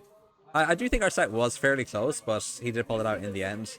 Like, but I meant to take a game, so I'm not too mad about it. Okay, Lee Marcado says take Crup's lunch money. Oh man, he's already cooked. It's over. He's already lost next week. Who's in winners? Dan Bloop is. Dan's in winner side grands, waiting the winner of this set, Killian. I'm on a slight break because I have a ton of assignments. Woo! Really good catch by Liam there. But Crub is going to get the stock, unfortunately. Game off is good. Yeah, thank you very much, Ruth. I appreciate that.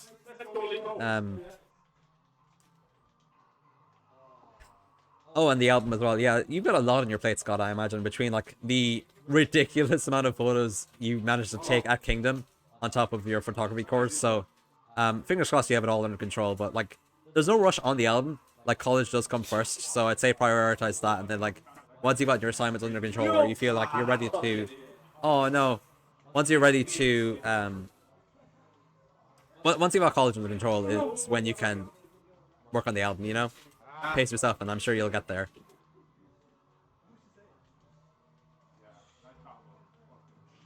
But yeah, so far this is looking pretty decent for Crub.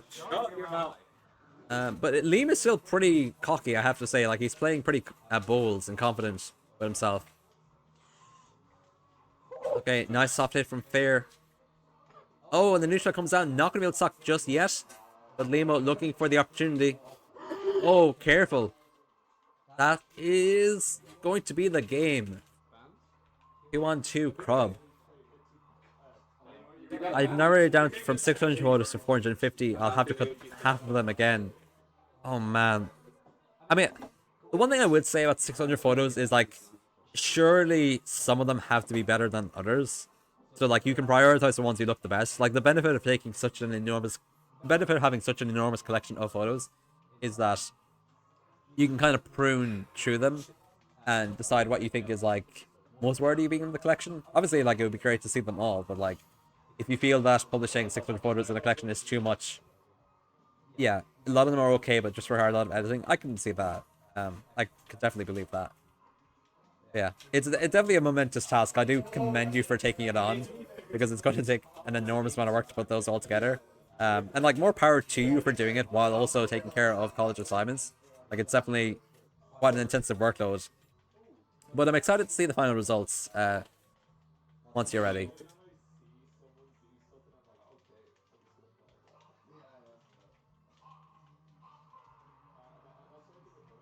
Yeah, game number 4 here, and I was not paying attention. Crub has already taken the stock and got Liam on 84%. Crub definitely turning up the heat here, not wanting to lose the set by any means. I think after losing game 2 to Liam, he decided to maybe focus on the game a bit more. And now he's definitely the one looking calm, cool, and collected. Liam's still fighting, but this is a bit of a deficit to make back. He's going to be able to recover, no problem there. And he does get the weak F smash on Crub, but it's not going to steal the stock, unfortunately. Okay, Crub swearing as one of his attacks pathetically hits shield. Oh, but he is going to get the stage spike there. Okay, let's see if Liam can lock in and clutch up. This is Jigglypuff. Okay, really well played. Really well placed that shot at the part of Liam there. A little risky, but it did definitely pay off.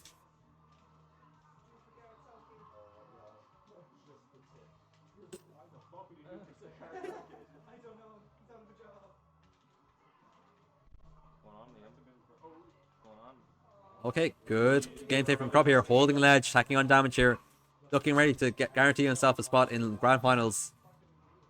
But let's see, does Liam have something to say about how the set is going to end? Got the shield up, but unfortunately for Liam, he can't hold shield for too long against Kazuya, because if that gets broken, he is done. He's looking for an edge guard here. Oh, he gets the edge guard. Okay, Liam stroking his knee. He's ready. He can still take the set if he gets a rest or if he just gets an edge guard. He knows he has it in him. It's just a matter of playing as disciplined and as careful as possible. Ah, nice little upbeat out of shield from Crub. He's going to take the stock. Going to get the set 3-1. And we'll be waiting for Dan Bloop in grand finals.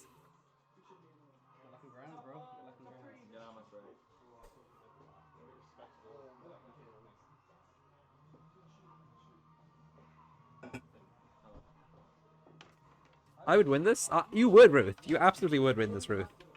Crub, Arcado says the Kazuya is not bail rig ready. Arcado, Crub agrees with you wholeheartedly. He's saving it for doubles. Just for you, Aurelian.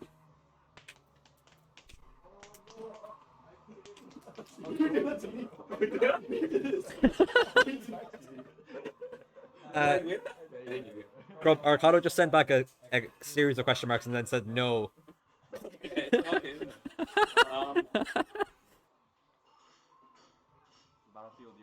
Okay, Aurelian, not the most approving of the Kazuya. I don't know if we'll see it in this set. I imagine the Crub is probably going to go for the Rob, because Dan Bloop is not someone you want to play around with. Someone who you've got to give it your all going up against.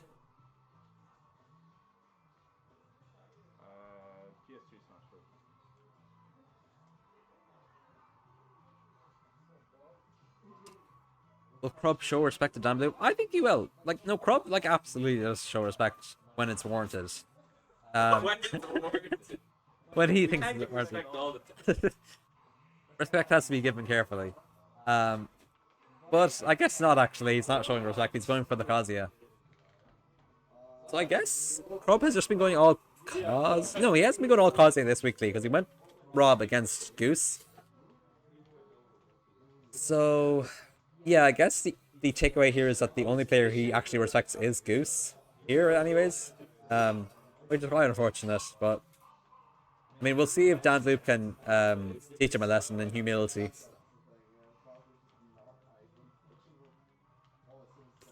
Yeah, you do have your answer, Aurelian. You're quite right.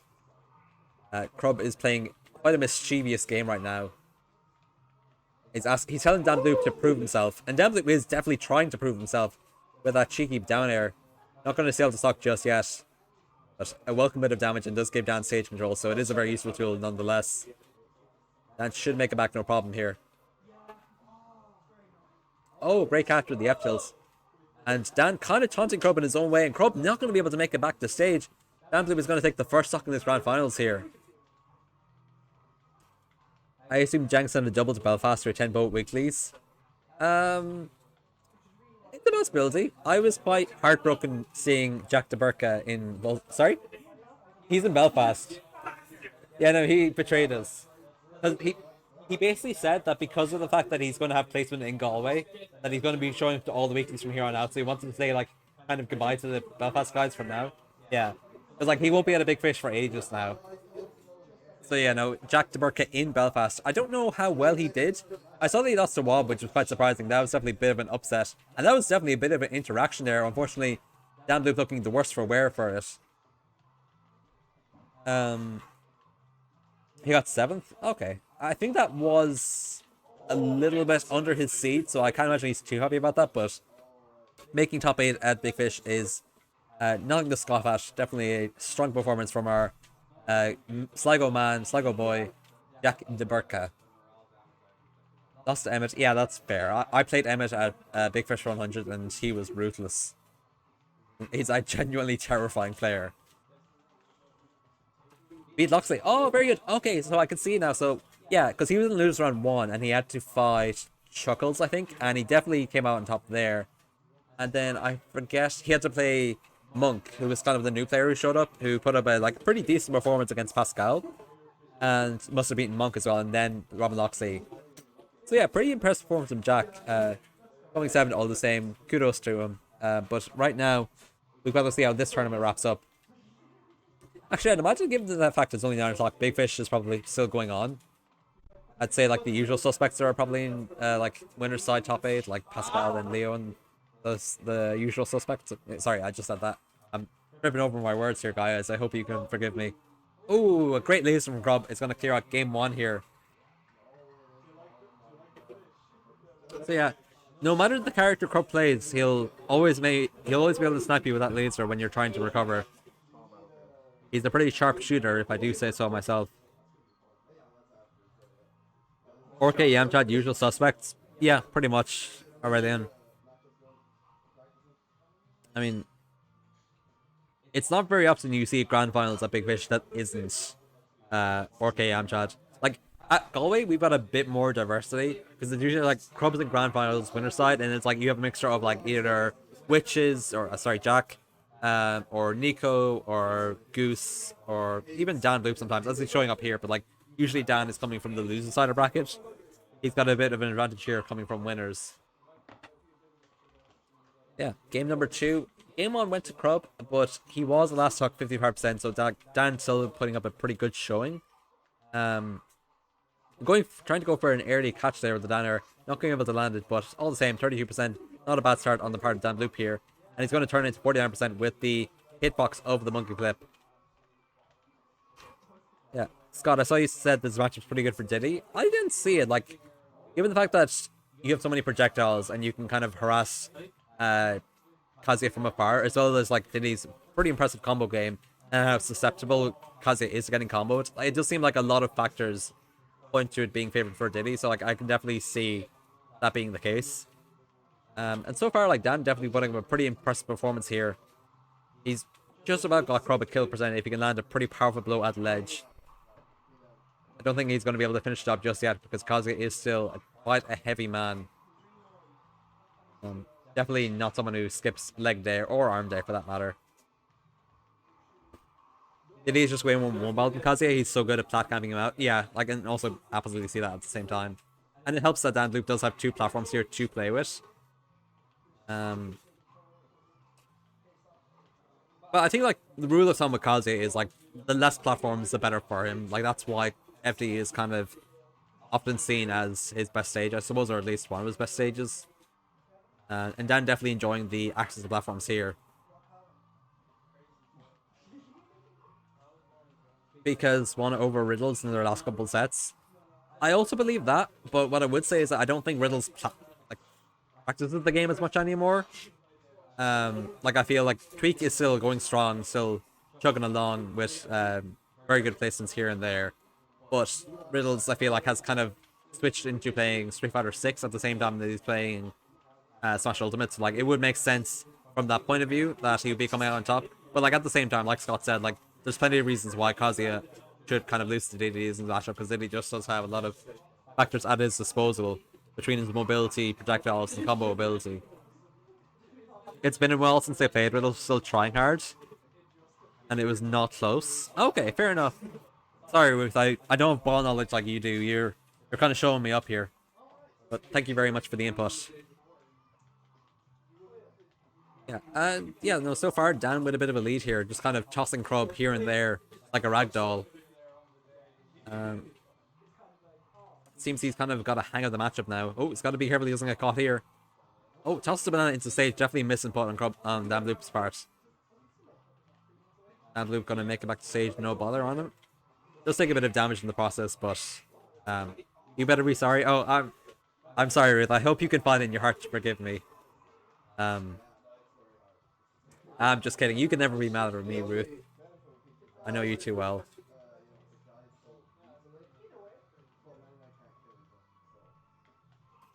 I feel like you're the kind of person who does not like hold grudges. I could be misreading you entirely, but you seem too full of whimsy and just love for the world. That one gen set where Tweak started Riddles like a minute. Oh yeah, I remember seeing that actually, Scott. Good callback. I think that was maybe a top 8 qualifier. Oh, I love you too, Ruth. Oh, that monkey flip isn't going to be the end just yet, but this is looking pretty rough for Crub, especially since Dan has all the rage on his side. But never mind, that rage is going to get quickly vanquished by Crub responding very strong here. And he does have electric on his side. It's not undoable, but... sorry, not electric, the devil, but the devil is gone.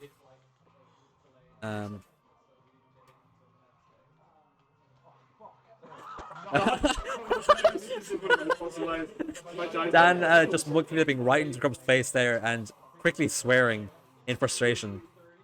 Yeah, Crub actually staying on the platforms a little bit here, kind of looking for opening. He's very, very anxious not to lose this game. Like, he's got 2 sets to play here, so he certainly doesn't want to go down a game in this one. But F Smash is going to seal the deal. Game 2 to Dan Bloop.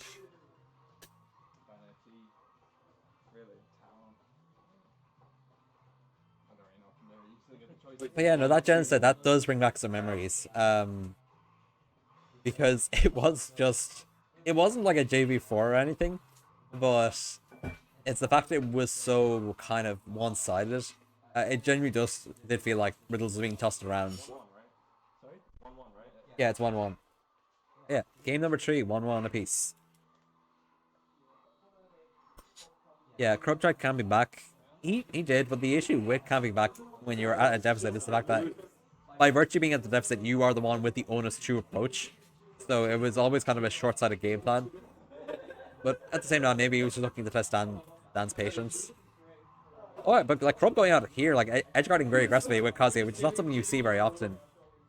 You can see Dan Bloop trying to go for the down throw into the back air there, but Kazuya is a heavy enough character that he didn't really fly into the range that Dan needed for that back air to connect. Kazuya definitely, like, obviously heavier than the wide majority of the cast. Probably, like, heavier than all of the cast with, like, maybe 4 exceptions as far as I can tell. I don't know. I don't have the weight stats on me, but I could easily see Kazuya being, like, a top 5 heavy character in the game. So Dan Bloop is going to have to work pretty hard here to get the kill. This Kazuya is insane, so much dashback F tilt. It's definitely an unorthodox Kazuya. Like, Crub does not play this character to the same extent that Dara does. At the same time, I think the Crub Kazuya did actually take a set off the Dara Kazuya once, but it's possible that Crub hasn't been playing the character as much then. And also, Crub has just been dedicating himself so fervently to the Rob that I don't know if he really spends much time playing other characters. Maybe in friendlies, but I don't see Crub playing too many friendlies here.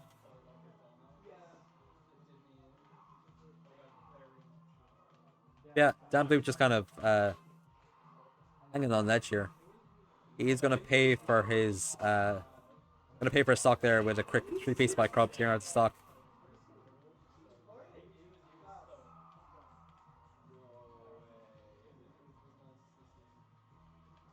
I played Crub's Kazuya online a few weeks back. Okay, thank you for telling me that, Aurelian. So, it definitely is a character who plays online at the very least. I definitely doesn't see much offline experience because usually if Crub's at a tournament, I'm also there, and I have never seen him pull this out in bracket, except for that one time against Dara, which was probably in the middle of last year, if I had to guess, because it was before Dara dropped Kazuya.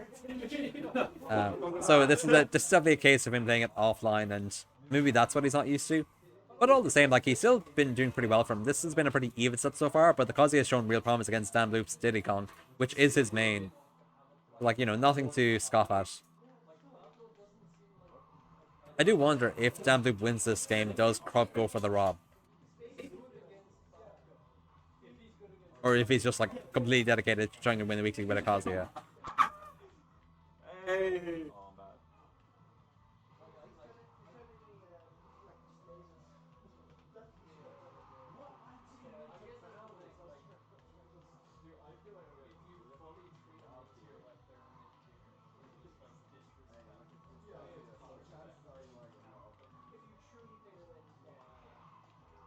Crub is going to do an Iron Man but for weekly wins. Honestly, Scott, like, he could do it. He genuinely could. I think so. Oh shit, it is. Yeah. Am I gaming too hard? Any favorite Pokemon? Oh, sorry, just for the record, chat, we're pausing the game because Gaming too hard. Nathan is getting a bit of a nosebleed here, so he's gonna have to clean himself up. Yeah. Favorite Pokemon? That's a good question, Killian. I don't want to say starters because Game 5. I don't think they're gonna play like that, Aurelian. But favorite Pokemon. I don't want to say starters because of the fact I feel that's kind of cheating. Because like obviously you always remember the first starter you picked in a Pokemon game. For me, it was Cyndaquil. Back in the early 2000s, I was on a beach in Galway, I think it was, and my neighbors had also gone holidaying with us. So we were all hanging out at the same hotel, and we were all on the beach together. And I didn't really want to be social on the beach because, well, I was just a strange kid, to be quite honest. I don't really have any explanation for it. So my neighbor's daughter gave me her DS to play and had Heart Gold Soul Silver on it. Heart Gold specifically. So I played Heart Gold while like sitting underneath a towel on the beach during like a very sunny day. Like I needed the towel to play under so I could actually see the screen because it was such a bright day. But I remember that was my first experience playing Pokemon, and I did pick Cyndaquil, and I've always been fond of Cyndaquil. Like I think he's incredibly adorable. The fire coming out of his back is incredibly. It's a combination of genuinely cool design while also being incredibly endearing and just kind of whimsical, I suppose. But if I had to pick a favorite Pokemon that wasn't a starter, I have to say a character design that has always stuck with me is Chandelure. I think the idea of a ghost lantern is actually genuinely quite creative, and I think it's it is like kind of thematic because like when you think of chandeliers, you don't always describe like a spooky or horror element to them. But, like you can often think of a chandelier being in like a haunted house of sorts. So I think Chandelure makes sense in that way. So yeah, I'm very fond of Chandelure, I would say. I'm sure there's other Pokemon that would come to mind. Like I could probably pick a favorite Pokemon from each generation if you really press me. But yeah, Chandelure probably definitely one that comes to mind pretty early on. I also wouldn't pick anything past Gen 7 just because I actually haven't played a Pokemon game since X and Y.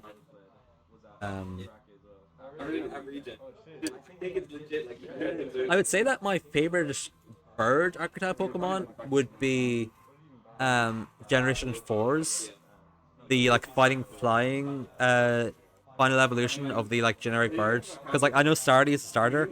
I'm talking about the final evolution, Staraptor, I think. I've always thought he was I always thought he was kind of awesome, personally. It's a good Pokemon Chandelure.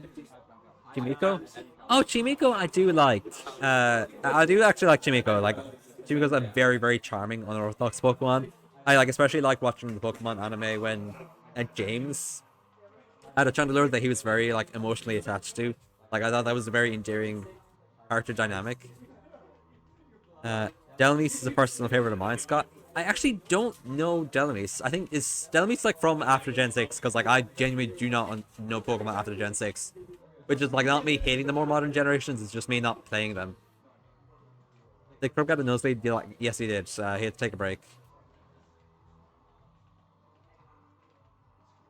It's the Anchor Ghost Pokemon from Gen 7. Okay, I'll take a look at that later on. Let you know my thoughts on the design.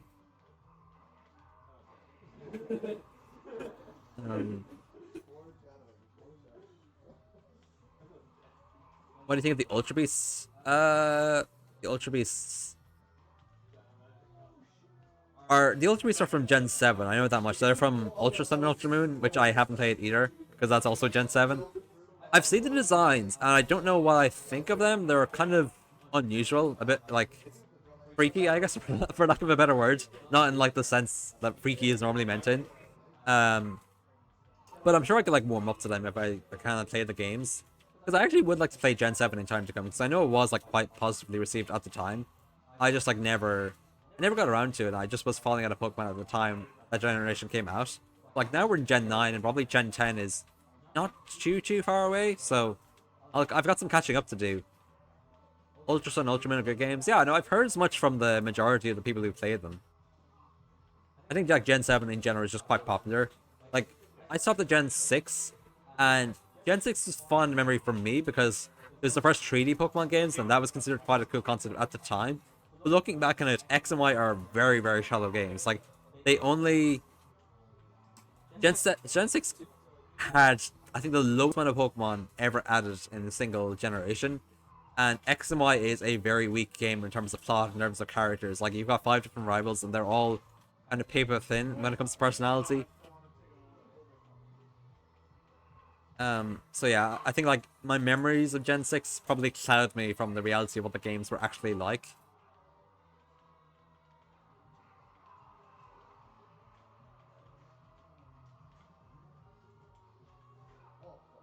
You mean, Scott, are you saying that to me or to Evan? You mean Easy? Do you think Gen 6 is a weak generation? Yeah, I think like my opinion isn't unpopular.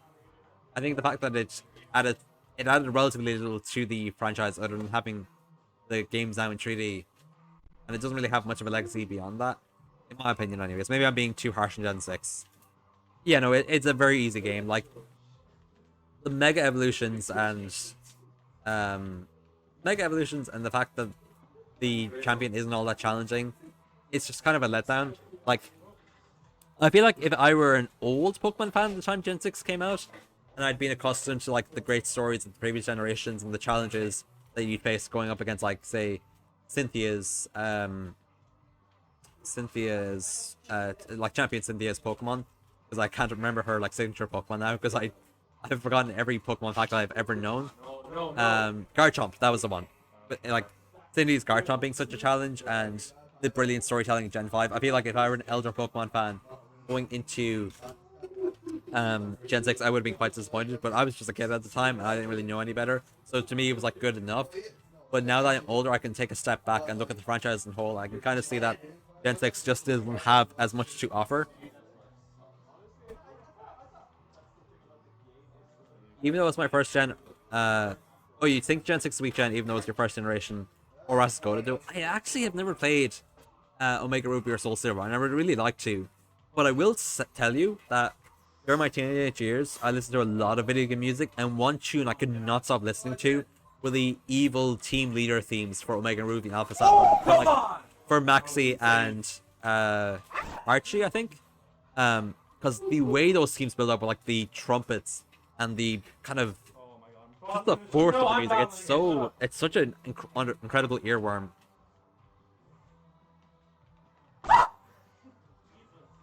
So yeah, like, I'm very fond of the music in Omega Ruby Alpha Sapphire, but I've never played the games themselves, and I don't currently have a functioning 3DS, so it'll probably be a while until I can actually play them. And we are going to Game 5 here. Dan Bloop touching it out. Yeah, the iconic GBA trumpets, like the way they revamped them and made them sound so much better, it's like unbelievable. Literally, like going from listening to the original GBA games, listening to the original soundtrack on Pokemon Ruby and Alpha Sapphire, and then tuning into what it sounds like on Omega Ruby and Alpha Sapphire. It is like literally listening to like the two different versions of Twin Fantasy back to back. Like the amount of upgrades they made, the amount of improvements is just astounding, and it really is like a completely different soundtrack. Crub, Root says go Rob, it's not worth the money. Root says go Rob, it's not worth the prize money. It is though. Okay. I need this. Sorry, Root. Crub says it is. He says it's worth the prize money. The Brilliant Diamond soundtrack was so disappointing. Yeah. I think most people do agree those games are disappointing. Again, I'm speaking with like a lack of knowledge here. I don't actually know much about Brilliant Diamond and something Pearl. I don't remember what the first word was for Pearl.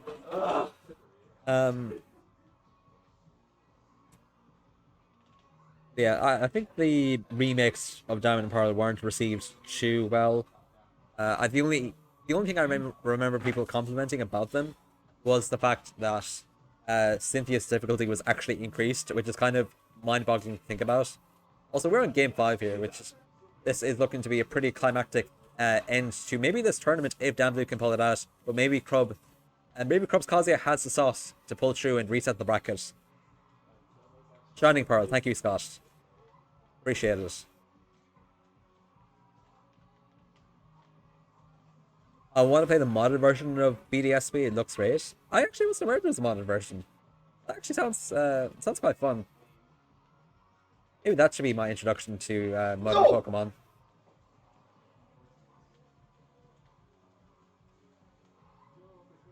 Oh my goodness, that was 3 in a row. Crub firing on all quarters here. Poor Bloop on the receiving end of 3 Kazuya neutral bees. You know you can't hit it. I know.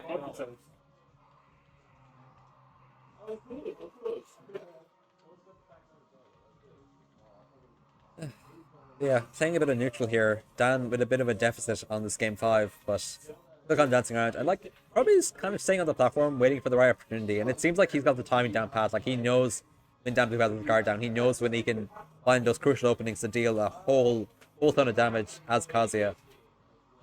Another up B there. Dan Blue definitely has got to make some adaptations or find an answer.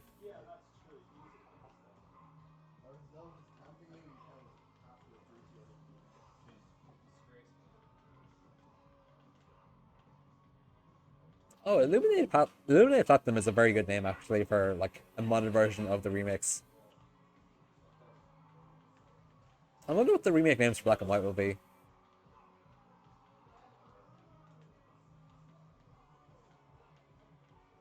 Because I feel like those surely have to be on the way.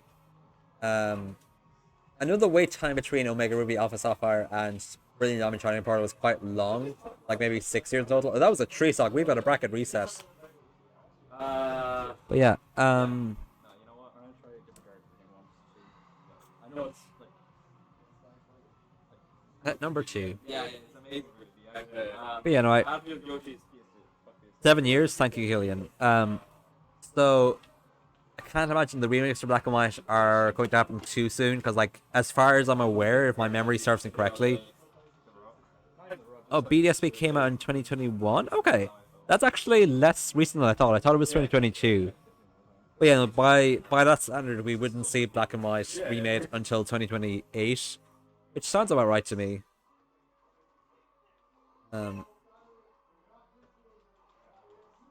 Mewtwo time? Yeah, the Mewtwo is out. Arcado, you called it. Let's see if this change of character pays off for Kazuya. Scott, if you have any expertise on how this matchup functions, I would love to hear it, because I don't really know what it's like. I can't imagine it's fun to play as Mewtwo because you were such a big body and you're so fragile. But I don't know, I'm sure Dan has faith in his Mewtwo to be able to pull it out.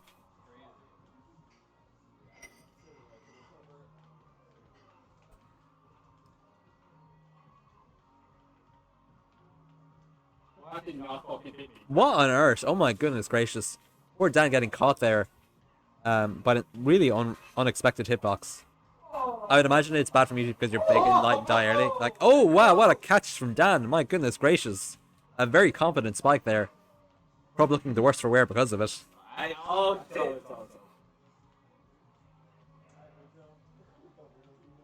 But yeah, no, this feels like a matchup that's just designed for Kazuya to win. Like, everything is on his side here. But all the same, I think Dan has enough faith in his Mewtwo to overcome the disadvantages of the matchup. Sorry for me stuttering. Like, so far, this is like a fairly even game. It's just the fact that, like, anytime Dan gets close to... Oh, a great reflect from Dan there. Anytime Dan gets close to Mewtwo, or gets close to Kazuya, he is in it for a world of hurt.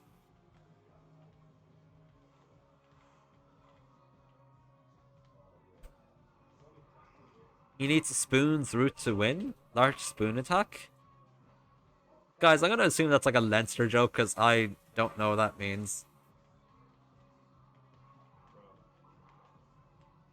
That's not me being like trying to be rude or anything. I just like don't understand. He doesn't know the spoon. I don't know what the spoon route. You're gonna have to fill me in on that one. I'm sorry. I'm a bumbling fool. Okay. That's going to do the trick. I'll be taking game 1 here in the reset. In the Pokemon Adventures manga. Oh, okay. My only experience with the Pokemon manga was one time my mother and sister went over to England and they wanted to bring me back a souvenir. And this was when I was into Pokemon, so they brought me back a chapter of the black and white manga. And it was like extremely well written, and I never really followed up on it. But like looking back on it, even thinking of it now, I kind of think like, damn, I should really read the rest of that. Because like the single chapter that I read through, that was just like Pokemon Adventures black and white, had so many interesting character dynamics. There's like really dark scene where like Tepic just abandons White, and like abandons White to go hang out with N instead, and it's like genuinely one of the darkest things I had seen at the time as like a 13-year-old or whatever. But yeah, in the Pokemon Adventures manga, Mewtwo fights with a commonly large spoon. Wow. I guess... Does Mewtwo think he's Alakazam or something? That's crazy.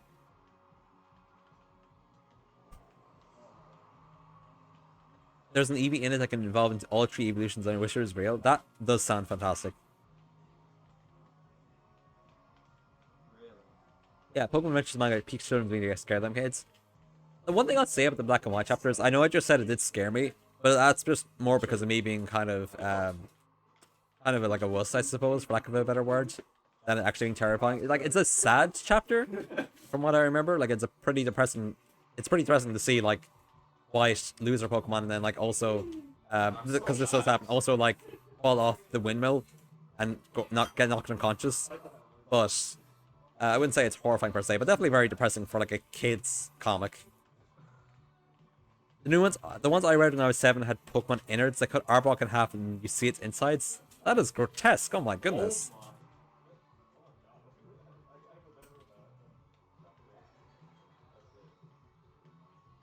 Okay, so this Diddy Kong pick is actually working out pretty well for Dan so far. Got a full stock lead here, looking pretty comfortable with himself.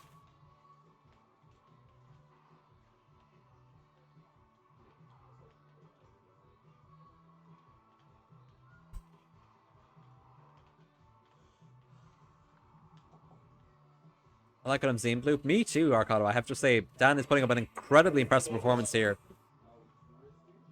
It seems that getting a chance to switch off the Diddy Kong, getting a chance to play around the Mewtwo might have maybe reset his factory settings a little bit. And he's playing with a lot more tact right now, I would say. He knows his openings, he knows his combos. He understands when Crub is going to drop his guard, and he's taking full advantage of that. Yeah, no, so far, like, Dan looking set to close out with a JV3, which would be kind of crazy, given the fact that, like, Crub literally reset the bracket, but Crub is going to be able to string some really strong stuff there together and bring Dan up to 59%, now 67% in a matter of seconds. Crub nearly falling to the trick there of Dan going for the down throw into the down air. But he is going to make it through. Yeah, all the same, this is a pretty perilous situation to be in if you are Crub and you have just lost the demon. one of your most important kill options, and the banana hitbox into the back air will clear up game 2 for Dan Bloop. Pretty impressive performance, all things considered. Like, we're just gonna keep cycling through this. I hate City, if only for that reason. Yeah. It's fine for City, but like it's boring. It's horrible. I played Stars, I know it's gonna be the same shit. It's horrible. There were also a few surprising adult themes in the Pokemon manga. Yeah, like I definitely remember people talking about like the various really weird, really grotesque panels that would be drawn in like Pokemon manga, which like again is like you expect it to be marketed to kids, you expect it to be quite sanitized, but it's quite the opposite.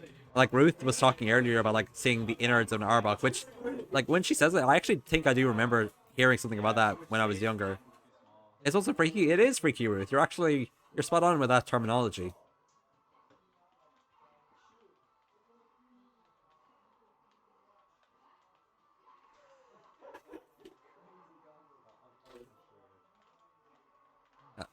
So far, Crub definitely starting off strong here in this game number 3, getting a bit of an early kill here, and now he's the one lapping Bloop in percent and stock.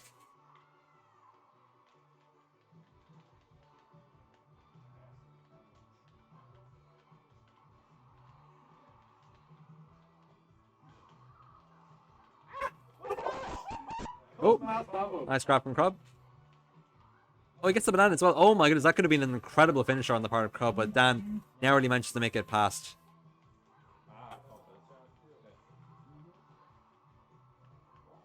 Didn't they leak lore at some point? It messed up stuff, like reproduction of Pokemon or some weird stuff. That was actually fairly recent, Aurelian. Like, I think that was not too long ago. And yeah, there were like a few really odd stories, like one about Typhlosion that became quite infamous. What a barrel there, right there. But I think those were kind of people's fan fictions, as far as I can tell. I don't think they were considered like official canon stories. So.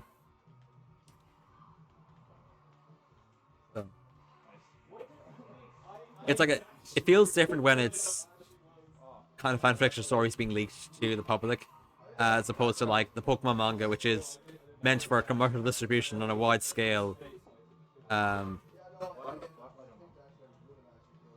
The Pokemon manga, which is available for distribution on a wide scale, being so grotesque, even though like it's marketed towards, you assume, children.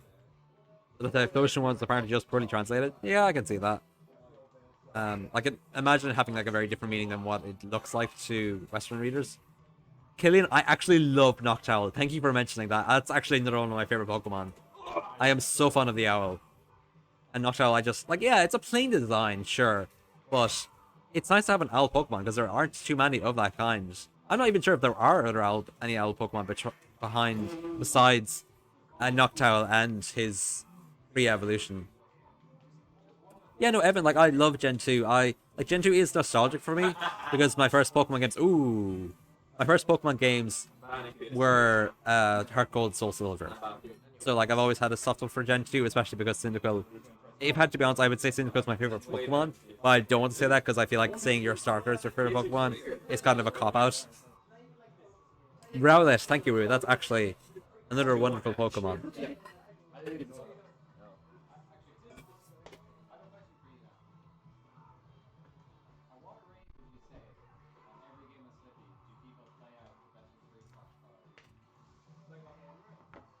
Yeah, thank you for the friend request, Killian. I see that. I love owls. Rowlet is my goat. Thank you, Scott. This is absolutely an owl safe space. This is where you want to be if you want to talk about how much you love owls and owl Pokemon. Have you seen Raging Bolt? Killian, I recognize that name. I don't think I have. Oh my goodness. Okay. Search it up. I will do so later, but right now it looks like Crub is set to take this weekly in set number 2 here. Hey Eddie, someone told me you sound like an owl. Well, Ruth, I don't know who you heard that from.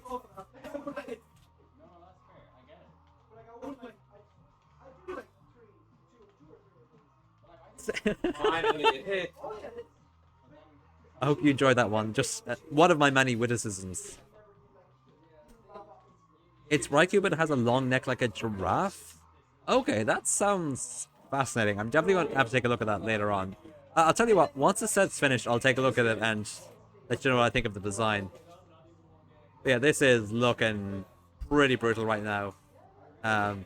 It did seem like Diddy Kong was the answer after the game 2 performance on the part of Dan Bloop, but it seems like Crub has just kind of adapted once again. And Dan's just not letting Crub back to stage here. F tilt after F tilts. Gonna do the trick. Dan Bloop has got his work cut out from here though. This is a huge deficit to overcome. But Dan can also explode when you least expect it and pull off some crazy edge guards and spikes. So we'll have to see if he pulls it off here. But right now he's getting caught by electric, which is really not what you want to happen to you.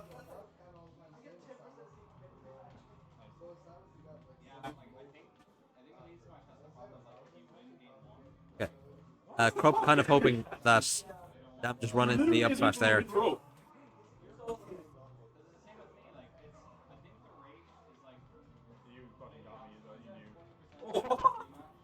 And that electric is going to seal the deal.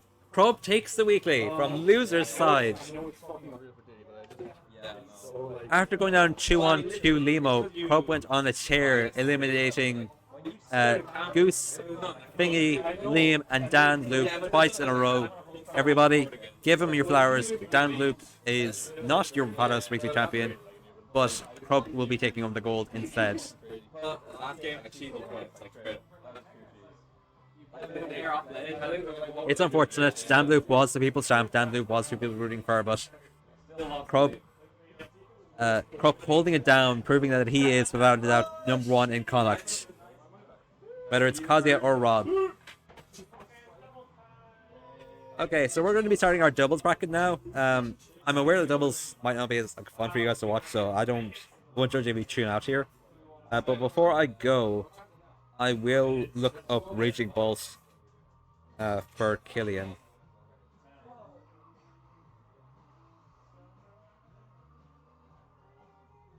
Oh wow, okay. That's an unusual design. Yo, let's go! I'm playing with Dan in doubles. Yeah, Killian, all I gotta say about Raging Balls is that it's a very unique design. I don't know what I make of the cloud around his head. Sorry.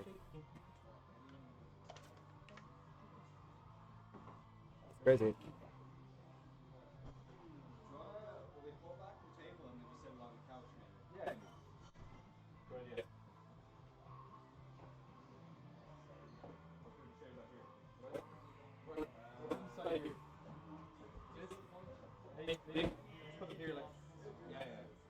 How far can we bring watch the slab?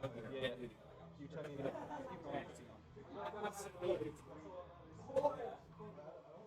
Looks fine. That's probably grand. What do you think? You can bring it a bit closer. Nah, it'll do. Well, we can do this.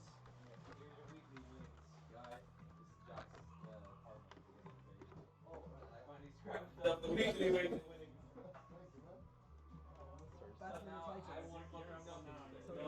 Perfect.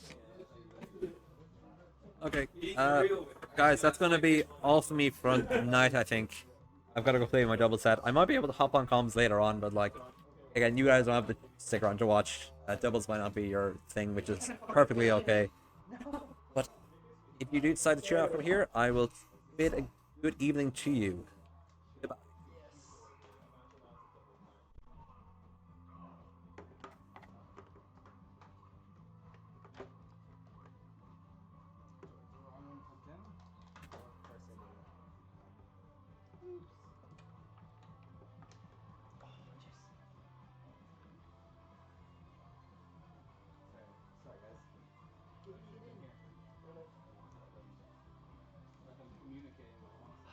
Fine, if I have to.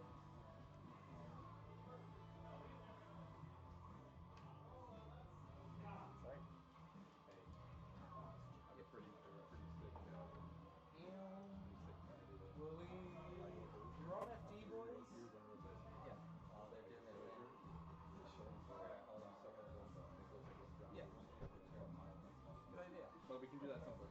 Yeah, absolutely. That's a good strategy. Alright, what's up? Emmett on the comms right now. For doubles. Would you go FD or random? I don't know. Random?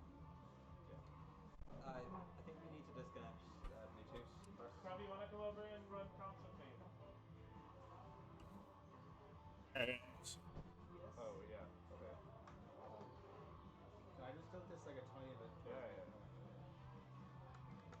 Yeah. All the way. Is that okay? So,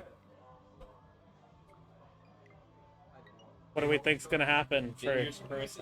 Okay. So, right off the bat, he goes off screen. It's always bad time.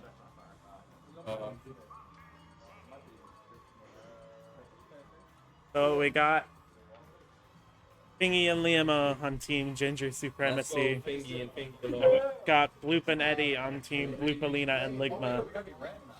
We gotta be. Which is the most ginger one? Any predictions in chat? Uh, Your nose is still bleeding? yeah.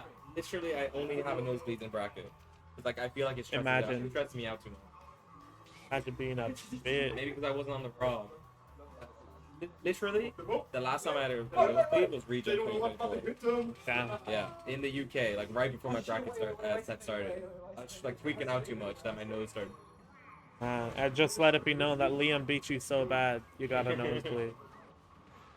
Okay. Aurelian, if you see me start fucking bleeding in fucking Bale Rig, I don't know why. That sounds really bad. What's the time of the month? I don't know how to talk about what's going on. Me neither. No one ever fucking Commentates comms. I'm like,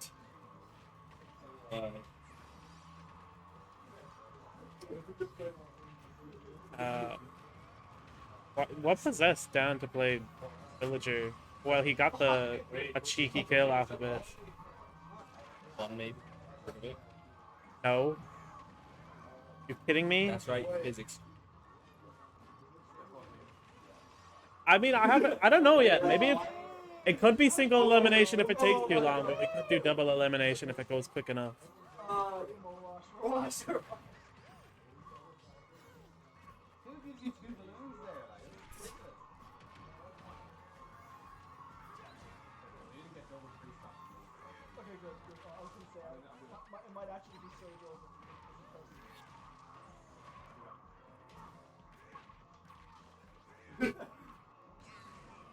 Damn, Liam's out already.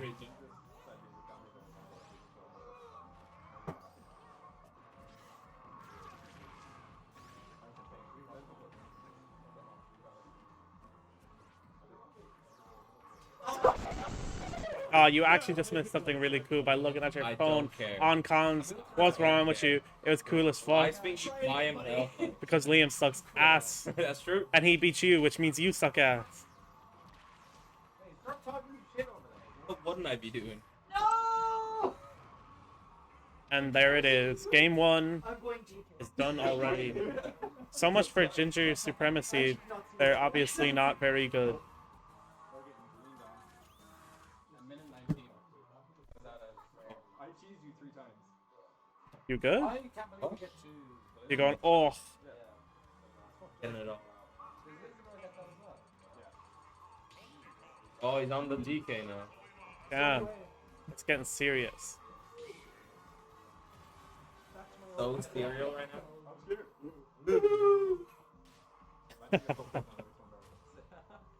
Well, you never know. It's a purple DK, so... Imagine. You lost to me a little bit as well. A game. Oh, I forgot that. Game off me? Yeah, imagine. Oh, That's shit. embarrassing. That is Imagine bad. losing to me, man. Yeah, that was kind of a pre-cripple. What a cursed bracket. Yeah. Goose is in 5th. That's fucked up. Crub 1, that's fucked. Oh, Mo Vode, what's going on? Whoop. Sorry. You know what that means? Like dick or something? No, specifically my dick. What? What do you mean no? That's what Fingy says. What does it mean, Eddie? I thought it meant body. No, it's my dick. My penis, my cock. All of the above. Then what's my torso? What? What are you talking about? Tired. Why torso? Then you thought that's what Mo Vode meant. Why the fuck would it be? Why would he call himself I don't that? know. 'Cause he's weird. That's rich coming from... I'm sorry. I'm not a weird guy. What do you know? Yeah. Normal stand in normal rating. How much? I can't judge myself. Yeah. No, I judge I'm biased. people every day. Maybe you can judge yourself. I'm biased. You judge people like every day. No, this ain't the X Factor. I judge people by the way they're dressed, hairstyle, their. I was about to say something really bad. Damn, you must never look in a mirror. So. Whoa, nah, man. Sometimes I look in the mirror and I'm like, I'm looking nice today. Only on certain occasions, though. Do you never get that? What? You ever never just randomly look The in the self glaze. mirror? Yeah, you look in the mirror and then you like do a double take. Whoa, whoa, whoa! Why am I so pretty right now? Can you seriously not do that? No. Seriously? Really? No. I do that like every day. No, that's not true. Every week or something. There's just one day where I'm just on. Damn.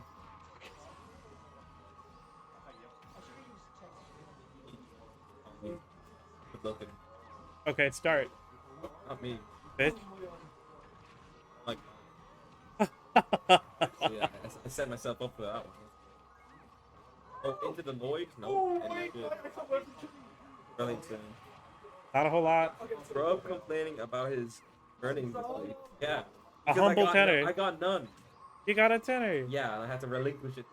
Like, Why? because I had to pay Jack back for the. So there it goes. Well, that's what earnings are for paying That's for true. I things. guess it didn't come out of my own. But it doesn't matter, Aurelian, because I will be winning 850 euro from Big Bear Rig once I get first place. Alright, Yeah, but what if Liam pulls up? Whoa! Nice. This Saturday. Oh, and you lost a set to Damn Bloop as well. Today? Yeah, the reset. Yeah, I bet him. Loser. Yeah, you were in losers. He Yes. won a set. No. Yeah. I bet him twice. Oh, sorry, I'm tripping. Yeah. He would have bet me if he came from loser. Never Today mind. I was. That's embarrassing. Oh my god. No! It's so over. It's like What? That's what Jack would say. He's an ulster. Yeah, true. Big. Oh my lord. Oh. Maybe they're gonna pull back. I think boxing Dan's head. Yeah,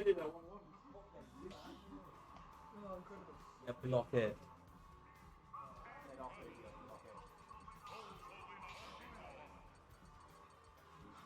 Oh, Villager back on. Anyways, what's our strategy? What are we gonna do? I don't know. I don't want to play here. Play here. I might do Wii Fit. I think it's too hard to keep track of the menu when there's so much going on. Like Falcon or something. I'm just gonna go for hype shit. I might SD a bunch, but Gang shit. No, don't. You can't take another L today. I only take it. You need to learn how to lose. That's the Crub way of life. Man, I've been learning about losing for a very long time, man. When am I What have gonna you start lost in the succeeding? past, like, month, huh? Today I went 0-2. That's just the norm. Exactly. When am I gonna start winning? I've learned to lose. When does the winning start happening? I just never win. No, well, maybe because you're too busy doing your shitty assignments, not grinding Smash. Like, Well, the Smash Bros will always be there. priorities. Exact. Get it again, man. What is this You need to meant when grinding, like, go in a training room, you know, down beat. I can read enough. It's about But you're not comprehending. reading fast enough. It's That's about the thing. comprehending. Yeah, you can't comprehend. Like, your brain molecules are Man, small. comprehend these nuts, man. There's a circuit in your brain, and then when you see, like, the first, like, what is it, like, hocus pocus, you want to see H-O, and your circuit in your brain's gonna activate. Like, boom, hocus, don't even have to read the rest, you know? The hero made genuinely What if do. the whole HO actually was standing for ho ass fool Crub? Well, I mean, like, I don't think it's ever stood for that, so, you know. Well, how I'd would you very be sure? surprised. How- Can you name all the hero spells? Yeah. Do you even know how many there are? Uh, You're done. You're done. I'm done. How You am I wouldn't gonna even do know. it? You I would. mean, I'm not gonna tell you. I You don't know get it's to know. 15. You don't get to I know. genuinely know it's 15. You wouldn't. Do you wanna bet? You wouldn't Do you wanna know bet right if whole ass Crub is one of the This guy. hero. This guy. He's a hero man. Think about it. I lost a game to.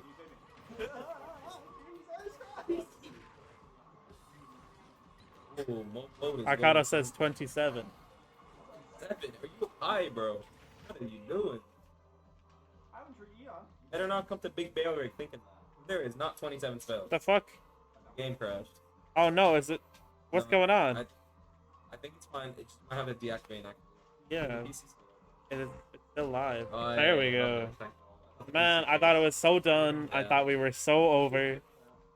But we are so back. So, have you seen that new Shrek 5 trailer? Yeah, I think people need to chill the fuck out a bit. Like, obviously they're not gonna care about Shrek as much when they're not watching it when they're 9 years old. Yeah.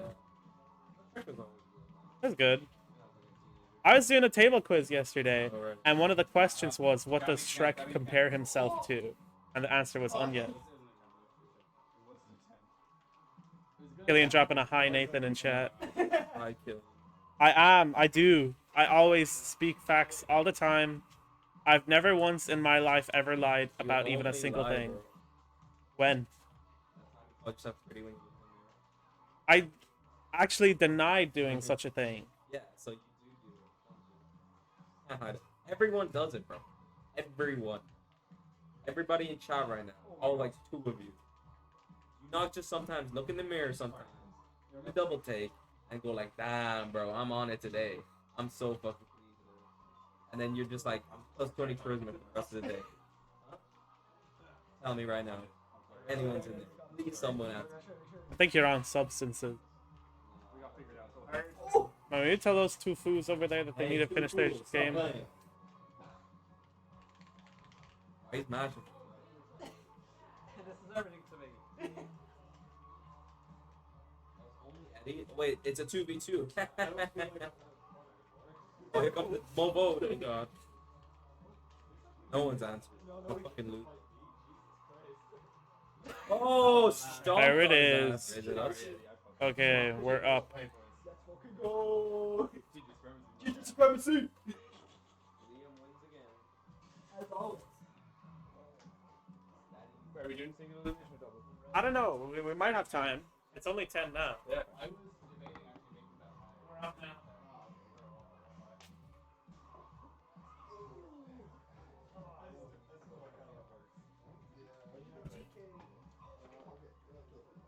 That was the same. I used to run that double so much, even though it's actually really good. Yeah.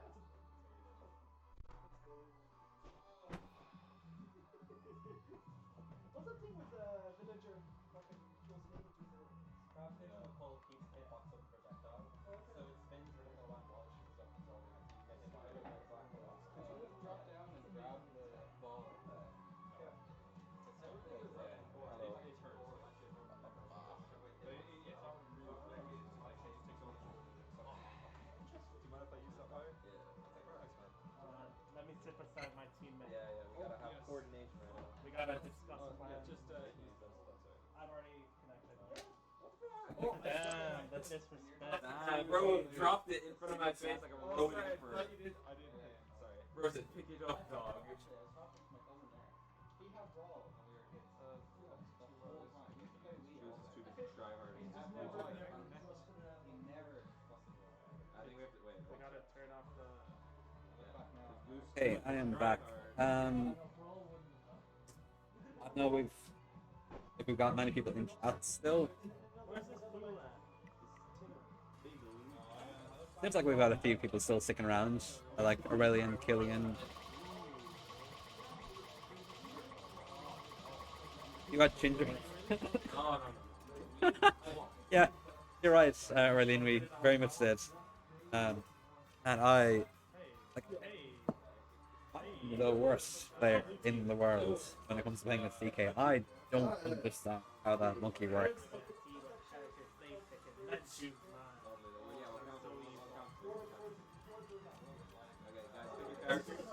We're the number Yeah. Those are my Johns for the evening. I am bad at the game and I need to learn how to play against Donkey Kong. Which is quite embarrassing because I play a +3 matchup into him.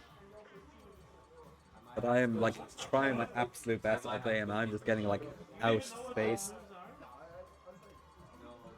It's either weed or rad. Which one is the good one? Neither. It's a good shot.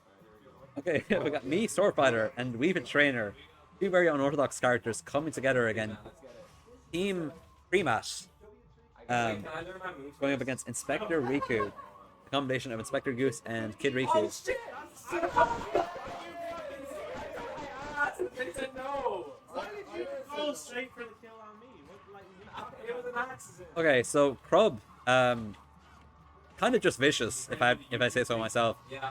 Dealing a deadly blow to his teammate Emash. Oh no, sorry, wait, the other way around. Crub lost his stock. I'm not paying attention here. I mean, this is double, so like I don't know if I've got the brain capacity to keep up with everything going on screen right now. I'll see if I can stick to like one player at a time and see how that works for me. Sorry guys if you're expecting more sophisticated commentary. Unfortunately, I'm not built like that. Yeah, Emmett staying in the corner, charging up his projectiles.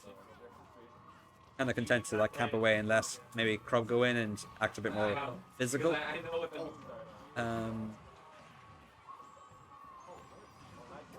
Oh, we got a kill. Yeah, Kid Riku went down a single stock there. So, blue team, red team, 5 stocks apiece. Emmett's got the grab. Oh, and throws him into the cannonball. That's quite a surprising combination, but it just kind of goes to show how creative doubles can be. Ooh, Emmett going for the charge F smash there, but it's not going to land anybody really.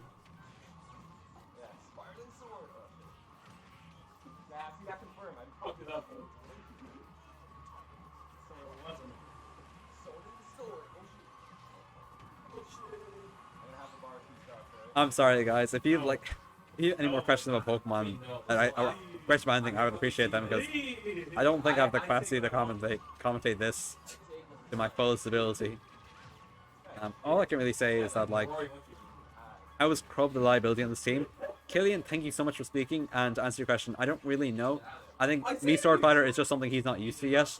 I think he's like heard the very early me Sword Fighter hype and decided to hop on the bandwagon.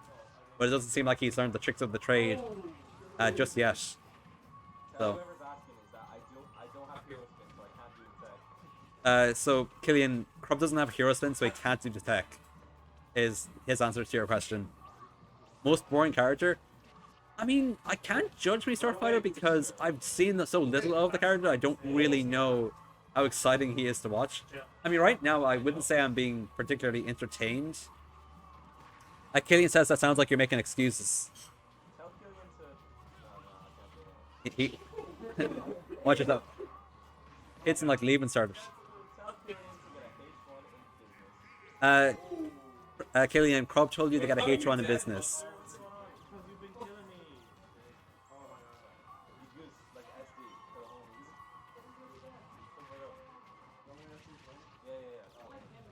Okay, well, despite the inexperience of the Sword Fighter, it is at least hanging on here.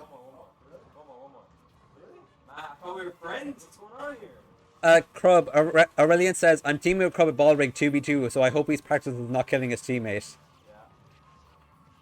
I've sent the message out, Aurelian.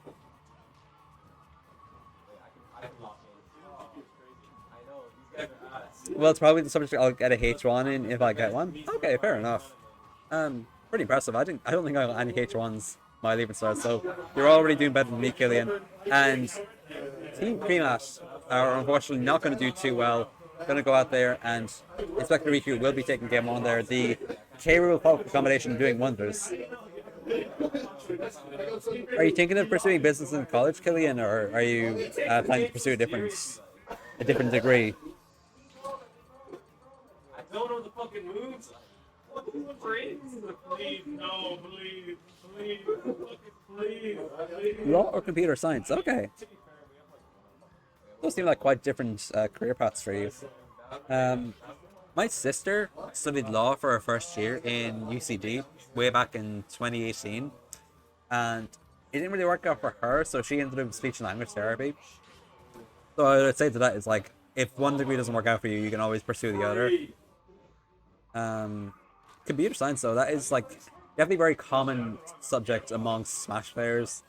I've got a friend who did computer science for his degree. He's a year older than me now. He's graduated, I think, 2 years at this point, or maybe 3. And I don't know not much about what he's doing nowadays, but I think he's keeping well for himself. Like, he certainly has a job, so he's busy, he's occupied.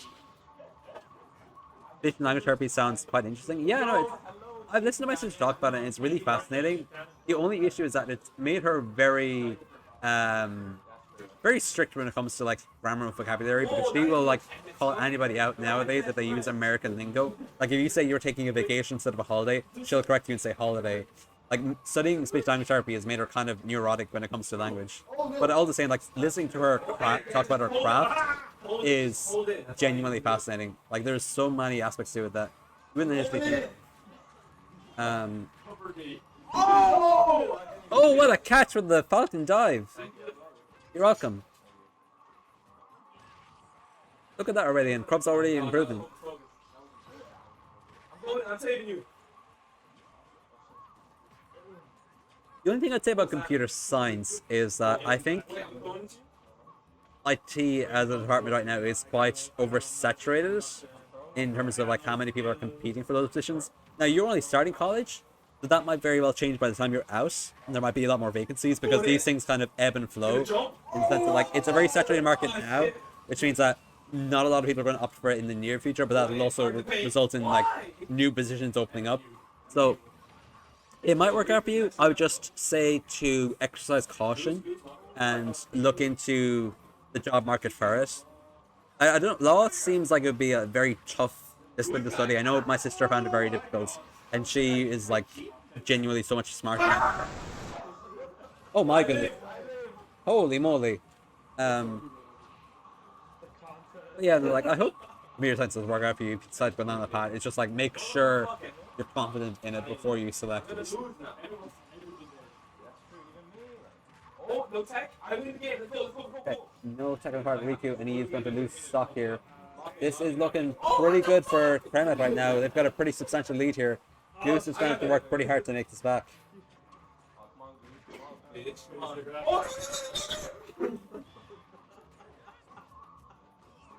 Dude, you're just bumping yourself. Meanwhile, I'm fighting. Eddie, what's the best starters of each generation?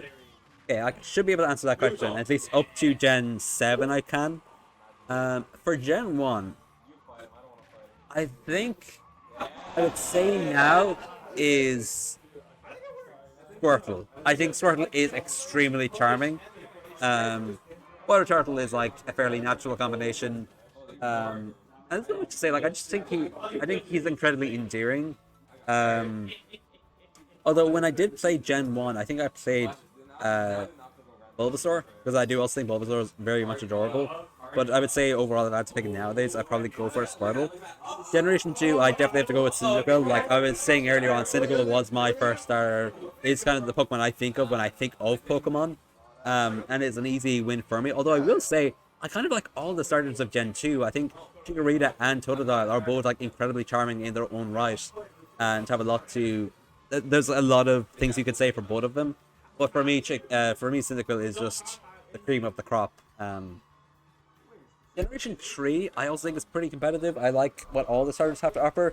But I would say Trico is my personal favorite there. I think that the gecko is an animal you don't see too often in Pokemon, and I like seeing it being displayed.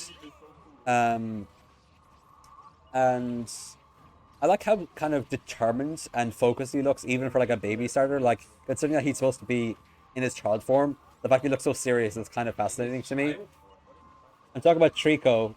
Killian's asking me about my favorite. No. For Generation 4? Generation 4. So that's Piplup, Turtwig, and Chimchar. Penguins are one of my favorite animals, so I think I would have to lean towards Piplup. Like blue, like maybe it's basic, but like blue Pokemon, blue penguin. I mean, blue's my favorite color, and I'm very fond of penguins. Probably my favorite animals. I was actually a huge Happy Feet fan when I was a kid, just because of how much I love penguins. Even though I have been informed by film fans in recent years that it was not a particularly good movie.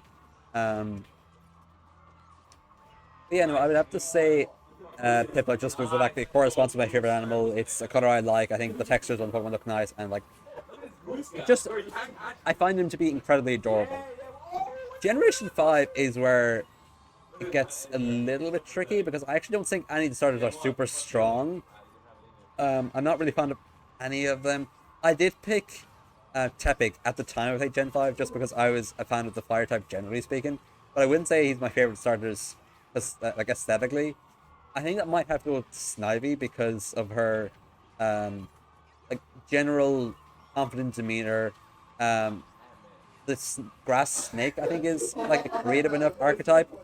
I presume you've seen March Penguins. I actually did kill it when I was like a child. Like literally when I was so young that you might not have been born yet. I did see March Penguins in cinema with my like family, and yeah, no, I thought it was a cool enough documentary.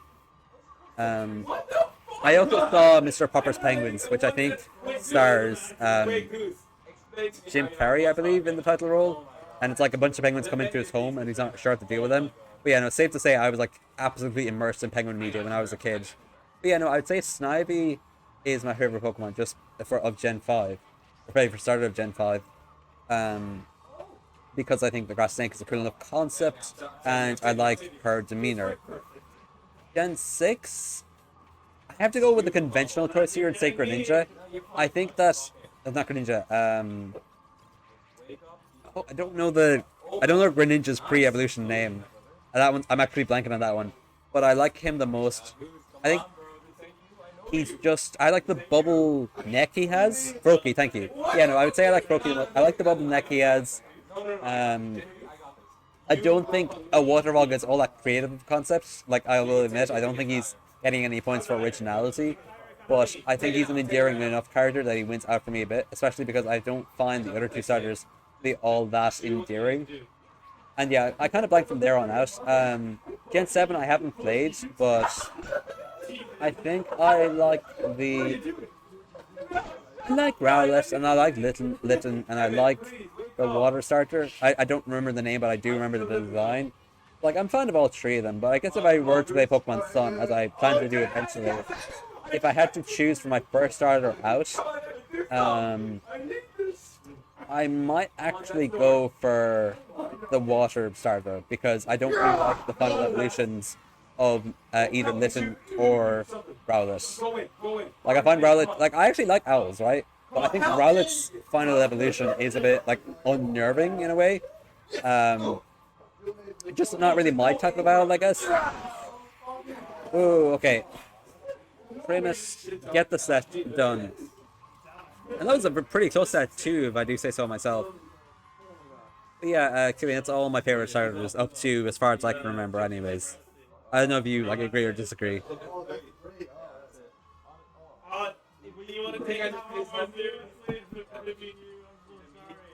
Aiden popping off like it's Evo Grand Finals? Yeah, I mean, doubles is serious business, Killian. You agree mostly? Okay, cool. I'm glad to know we're of one mind. What was our best Gen 1? Oh, we're on stream, okay. I'll see you on the other side, guys. Eddie, will you turn score overlay off on the stream deck? Sure. It's on the stream deck.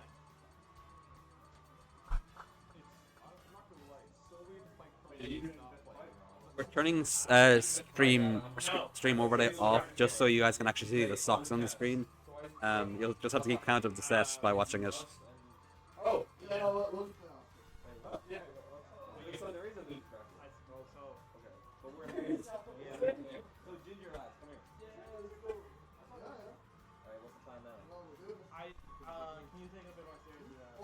I've been taking this. I've been taking No, I'm play it serious. Okay, go on. Hey, next man, lad.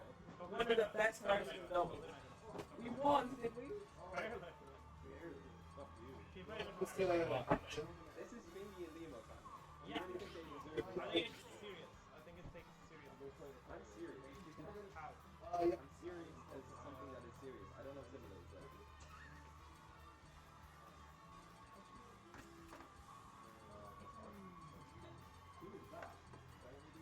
Again, we're the lower seed, so you got to pick first.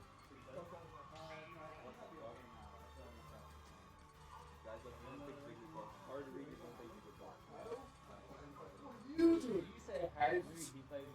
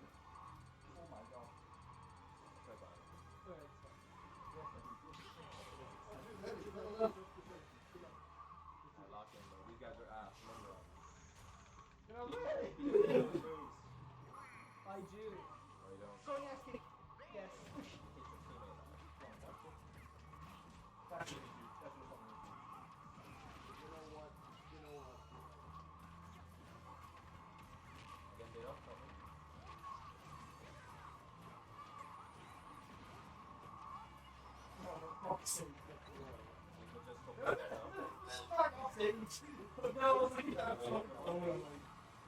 going in hard kick. It worked. Spike. Why are you doing that? It's Limo we're talking about.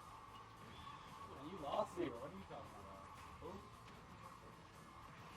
Asshole. Yeah, doesn't sound cheesy.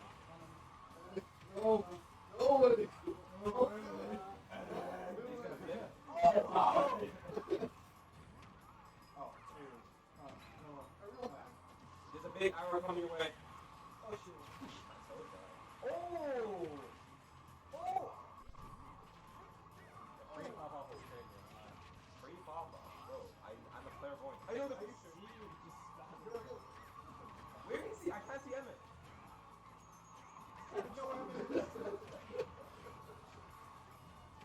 Limo standing in like a fucking drifter. Oh shit. Nice. Nice. I think that was a good use of it. I think so too. This guy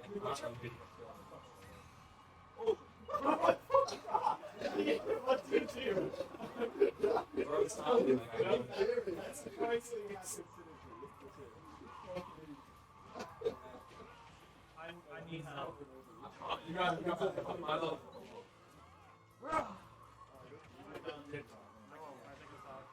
Absolutely. I died because you freak shit. Fuck you. You have to kill the emojis, bud.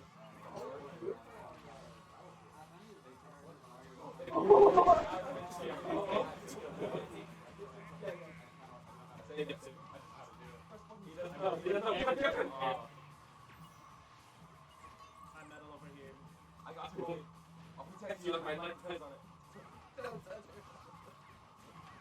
Oh my god, I'm so over it. Why are you over? You're not fucking four directions. I'm so back. I got the whole manic. Do so. What the fuck? To the point. Oh my god, the thunder. No, I was just like it one do it. Like that's all there was to it. Man. Look at the Holy shit. Limo, you're shit. Sorry.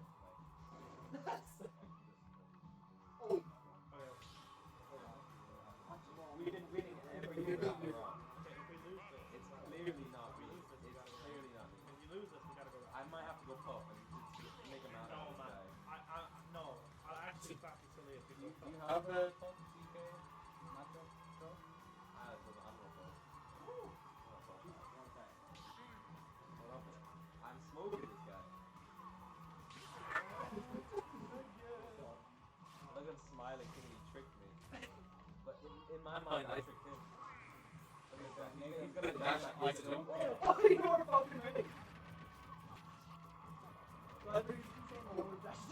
I know. Unlike Limo, I know the pub combo.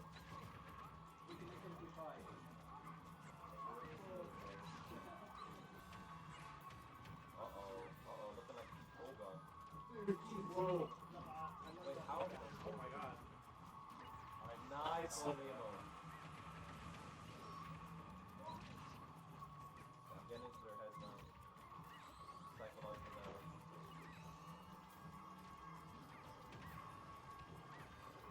I'm dead.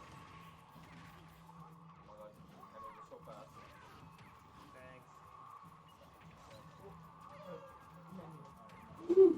Got his ass. I wish I wasn't bald. Stop.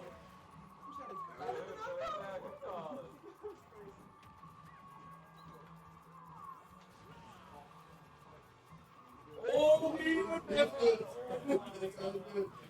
Oh no. No, you need to find better teammates now. I need assistance. Oh my god. You're fine now, you're fine. I am. Believe in the meat, I believe in the meat, you know? Oh, you fucking sweat, bro. I know, That's me. You did it. You just got. Oh my god, actually. I have to make my speech. Wow, watch out for the bowling ball. Oh! What happened? I killed him. They're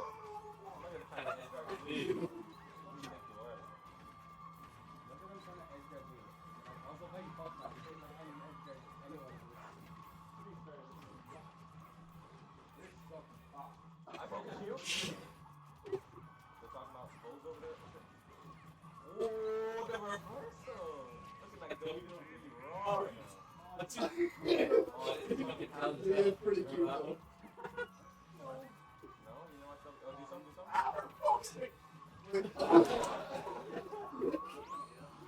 know what?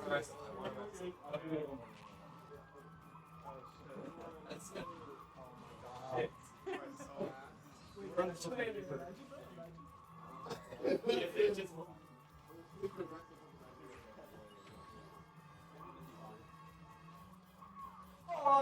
Knock it into me. You got to throw.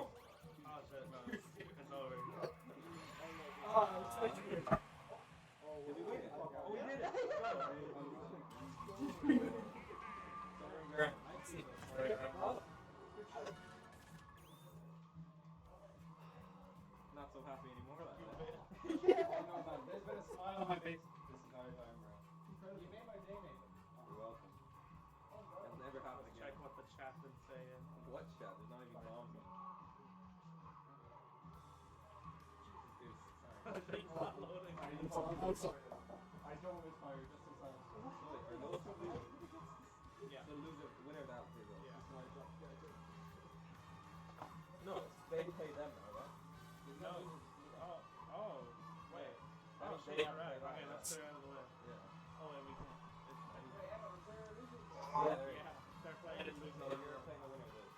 And we're chilling the ground and all these scoundrels. Okay.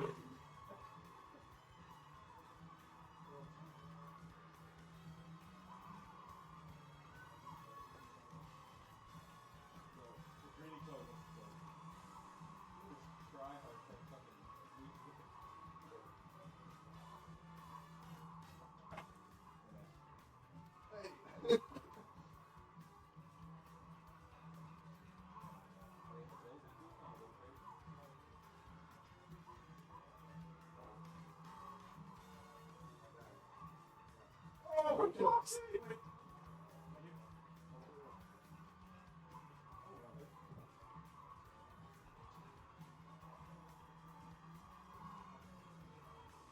Hello, chat. I assume nobody's here. Because there's no game. Look at Emmett looking like a fucking. It's just you, bro. I don't want to disturb their You're the only guy who showed up at the weekly, it looks like. You look so lonely. Oh, never mind. Liamo's here. Wait, Arcado is still in chat. Aurelian, why are you still here? Why are you watching Emmett looking at his phone right now? Huh? You can change the camera. Oh, that's true. I forgot about that. This is the winner of Bailric right here. This is your doubles teammate. I'm gonna throw every single game. Background stream, fair enough. Pro's probably rocking the double monitor. Oh, you can kind of see the player reactions over there. They're playing their losers double set. Emmett is, or what's his name? Eddie is locked in with his brown shirt. Dan is sophisticated as always. And green team's about to lose, unfortunately. They just lost. Green team is now out, unfortunately. Go home, go bed. Honestly.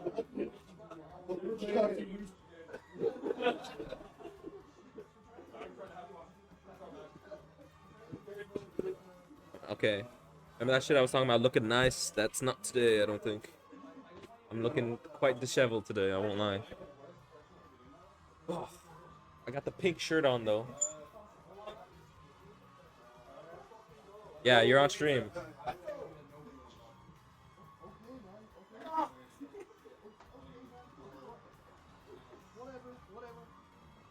So, and now we got these rapscallions on stream now. We got the ginger freaks and like, I don't know what they're called. Inspector Riku, yeah. Pretty much the safest name you can imagine. Dan Bloop is leaving for home. He's gonna get a really good night's rest, I guess. And the second place finish. That's true. Right behind Crub's Kazi. Only lost to Limo today. Did you go Kaze for the full bracket? No, I had to go Rob against fucking Oh, yeah, Goose but did you because go I was Kaz gonna against- lose. I went Kaz against everyone else because I'm not. I mean, I probably could beat Goose's fucking. Like I beat him in fucking friendlies with Kazuya sometimes, but today was not that day. I was gonna risk it. No, I was playing like ass. Oh, what about you? Well, I too, but I had a close seven against Goose, but I felt like Goose, but then Goose turned around and was like, yeah, I'm playing awful today. So I was like, oh, Yeah, okay. yeah. He's always saying that, bro. He's always playing awful every day. Get out of the cage. What's Limo drinking? What is that? What a freak! It powers him up. Mm. Yeah. Oh, What do you think of these four players? I hate them all.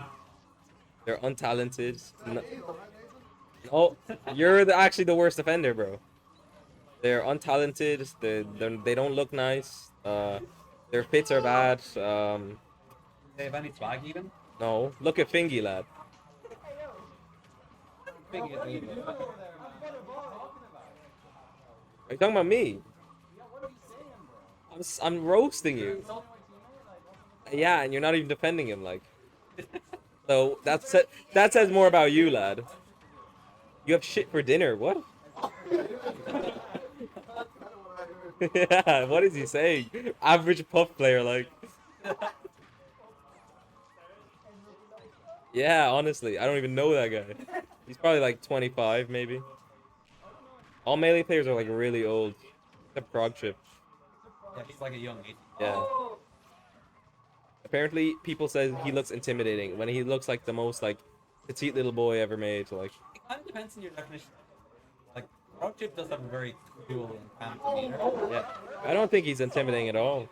He's very approachable in my eyes. Oh yeah, no, I agree. Like, he's a lovely guy. But like, if you were talking about based on appearance, expect some like spicy flip. And Okay.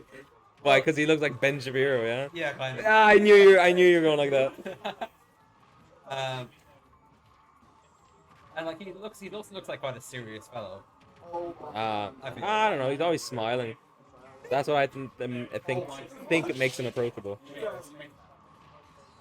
Sometimes a smile on your face is all you need, you know. Unfortunately, Liamo is not smiling because he's ass. Oh, how is Goose? Goose, take a stock. What are you at, lad? Bro gave up. They have 4 stocks, bro. Give yourself a chance, man. We're going. No faith, bro. Bro, Riku, I'd be so mad right now, honestly. You need a better teammate. This guy, bro, said go next. Unbelievable. Started the surrender vote, like.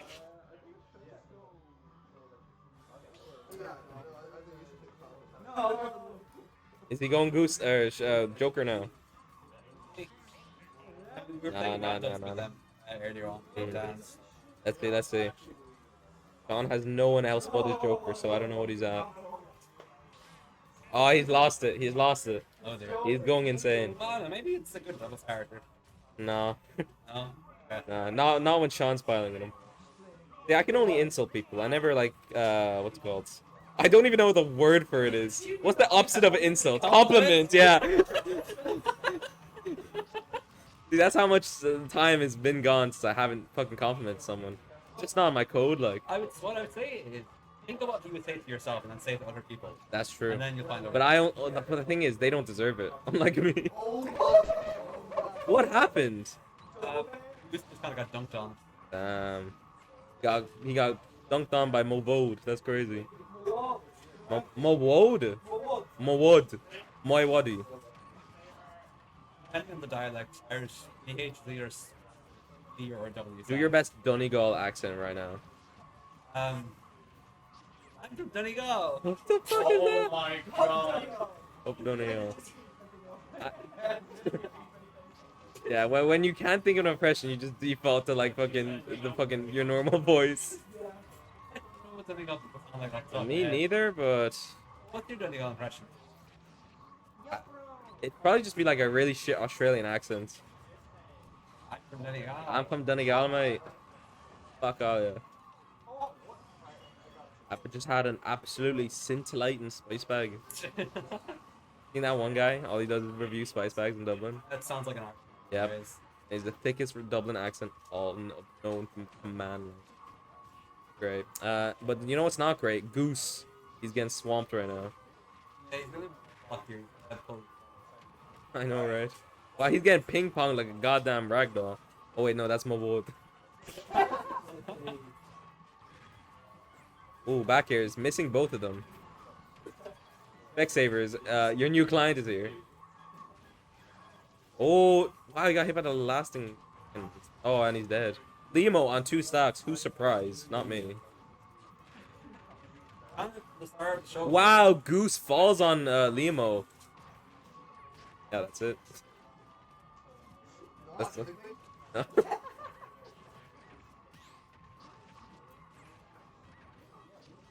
Riku messes up the ladder, unfortunately. Well, who haven't I talked? I talk about everyone. Oh, Limo, thinking he can get this edge guard, but unfortunately he remembers that he is in fact Limo, so he can't do it. Yeah, man. Yeah, Goose has been peril all of his life. What the fuck did you just say? Oh, yeah, that's what you get, dickhead.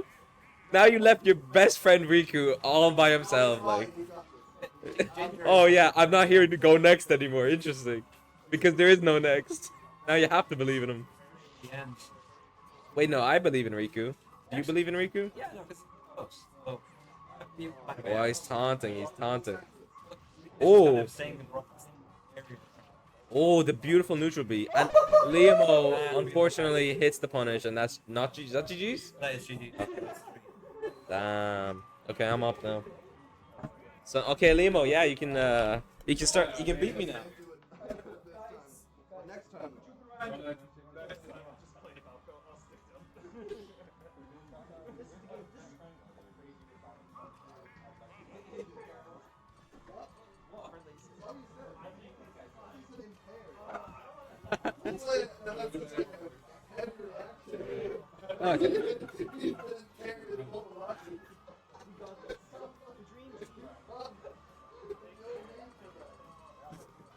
Okay, stream says we've got 2 viewers, one of whom is Emmett watching it on his laptop to monitor stream, and one of whom is probably coming from my phone, so I don't think we have any viewers right now. I don't even know. Arcado listening in the background. That's it. Still here. Maybe. How was the Goose tune link? Arcado's asking. Well, I don't think that's to be fair, Steve, that's how I really like the tuning. I really like the texture. It didn't work out so well. It got a little bit. But it's tired today. Oh yeah. So Yeah. I was just Fair. unfortunately. It's really That's just the kind of character he is. he's weak. Well, I told you earlier. I had a bit of doubt first. Uh-huh. Said, I won't explain it because I thought he was saying I was scared. My but it turns out he was saying earlier.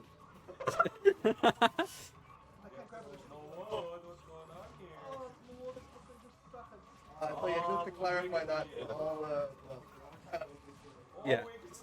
For Aurelian and nobody else. Aurelian, still here. I love you, man. I want you to do the best. It's gonna be possible. I'm gonna win big. It's possible. No, he's gonna win big bill. If anybody can do it. Yeah. With Ragnar. Hate you, man. I play friendlies. I'm like, he's always like, yeah, I won't win a bill. And then like.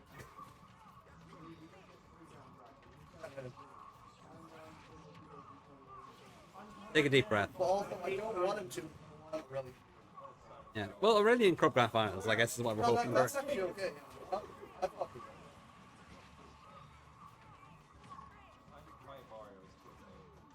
it. No, seriously. I don't really. I sit on it.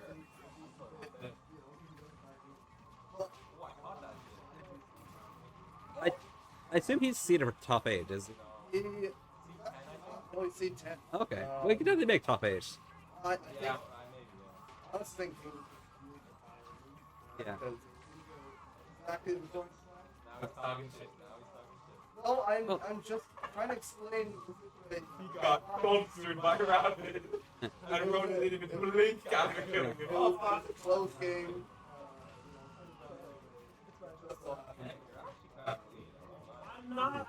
Yeah. It is what it is.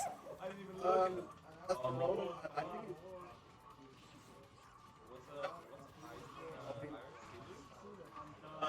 Pride goeth before the fall. Pride goeth before the fall. that's it. You know what? The first thing I said. Save me, save me, save me, save me. You know, start off with motherfucking bitch. I'm saying you. I'm fine because I didn't want to talk to him. I was scared of him. But turns out there was no reason. Fantastic. It just goes to show he's a layered man. He's like an onion. Layers. Because I heard you talking.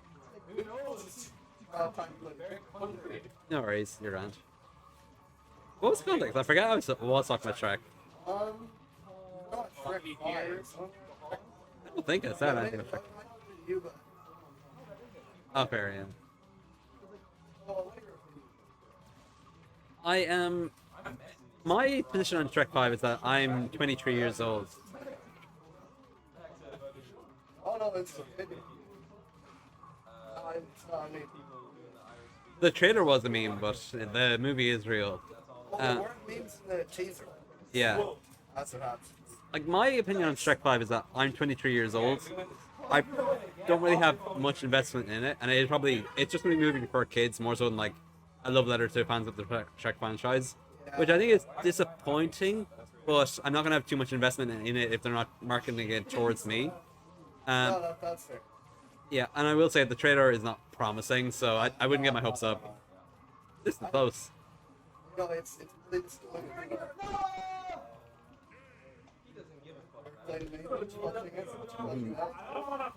But no, here's the thing. I went into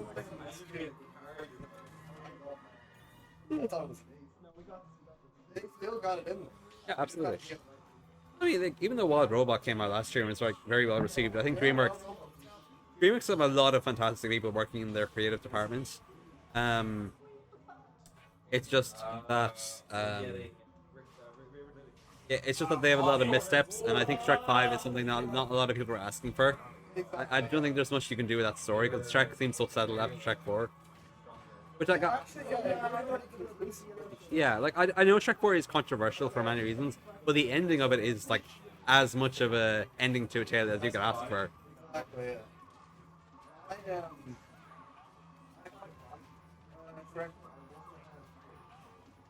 Would not stand Arthur. It's not particularly fun now.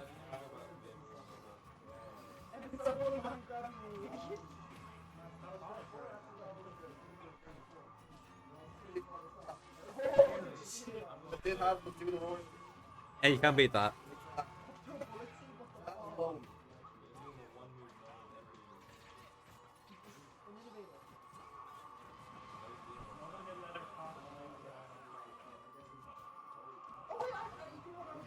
I don't think there's. Maybe so. I don't know what to say about it. Is this grand finals? Yeah. Yeah. Because I don't think Liam and Mo have lost a set yet. No, but I can imagine that's like Possibly, yeah. these guys they're very pop sure, you know, they're very cute. Oh, absolutely. What's yeah? Their outfit built the hip. You think they're flying too close to the sun? Maybe. Ooh.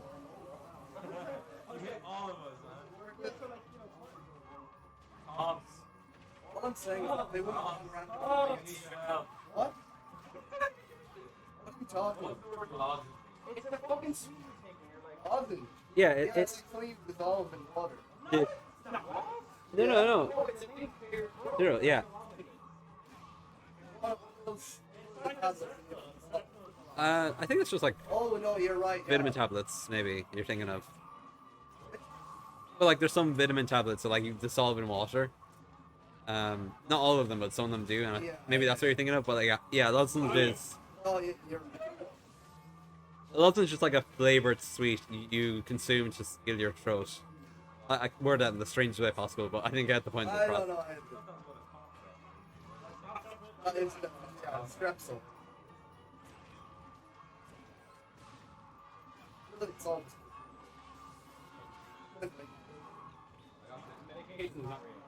That's true. That's true.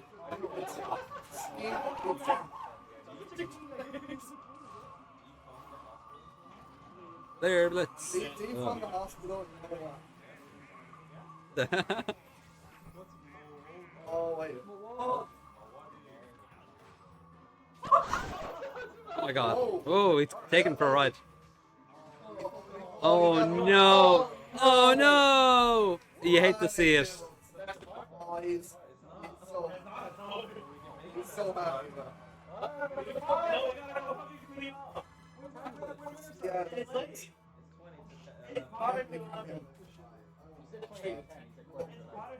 I don't know if anybody is watching that, to be honest. So, Oh, I didn't say hi earlier. eh. Oh well. I think that's all, folks.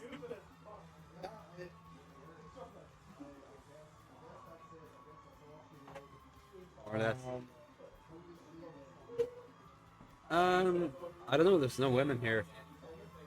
I'm stirring up. I, Fair enough. There's much to learn about ourselves. there is. Come here if you're looking for some self-reflection and also some games. That's really. Yeah. Lives. And The games are just tangents, distractions on the road. oh, they're comfortable. Absolutely. And it's how we find our way and find ourselves. Yeah, very much. All right. Okay, Aurelian actually is still in chat. So thank you, Aurelian. Thank you. So much for watching. I hope you liked our free time. Yeah. Hope it. And Okay, take care, everyone. Bye.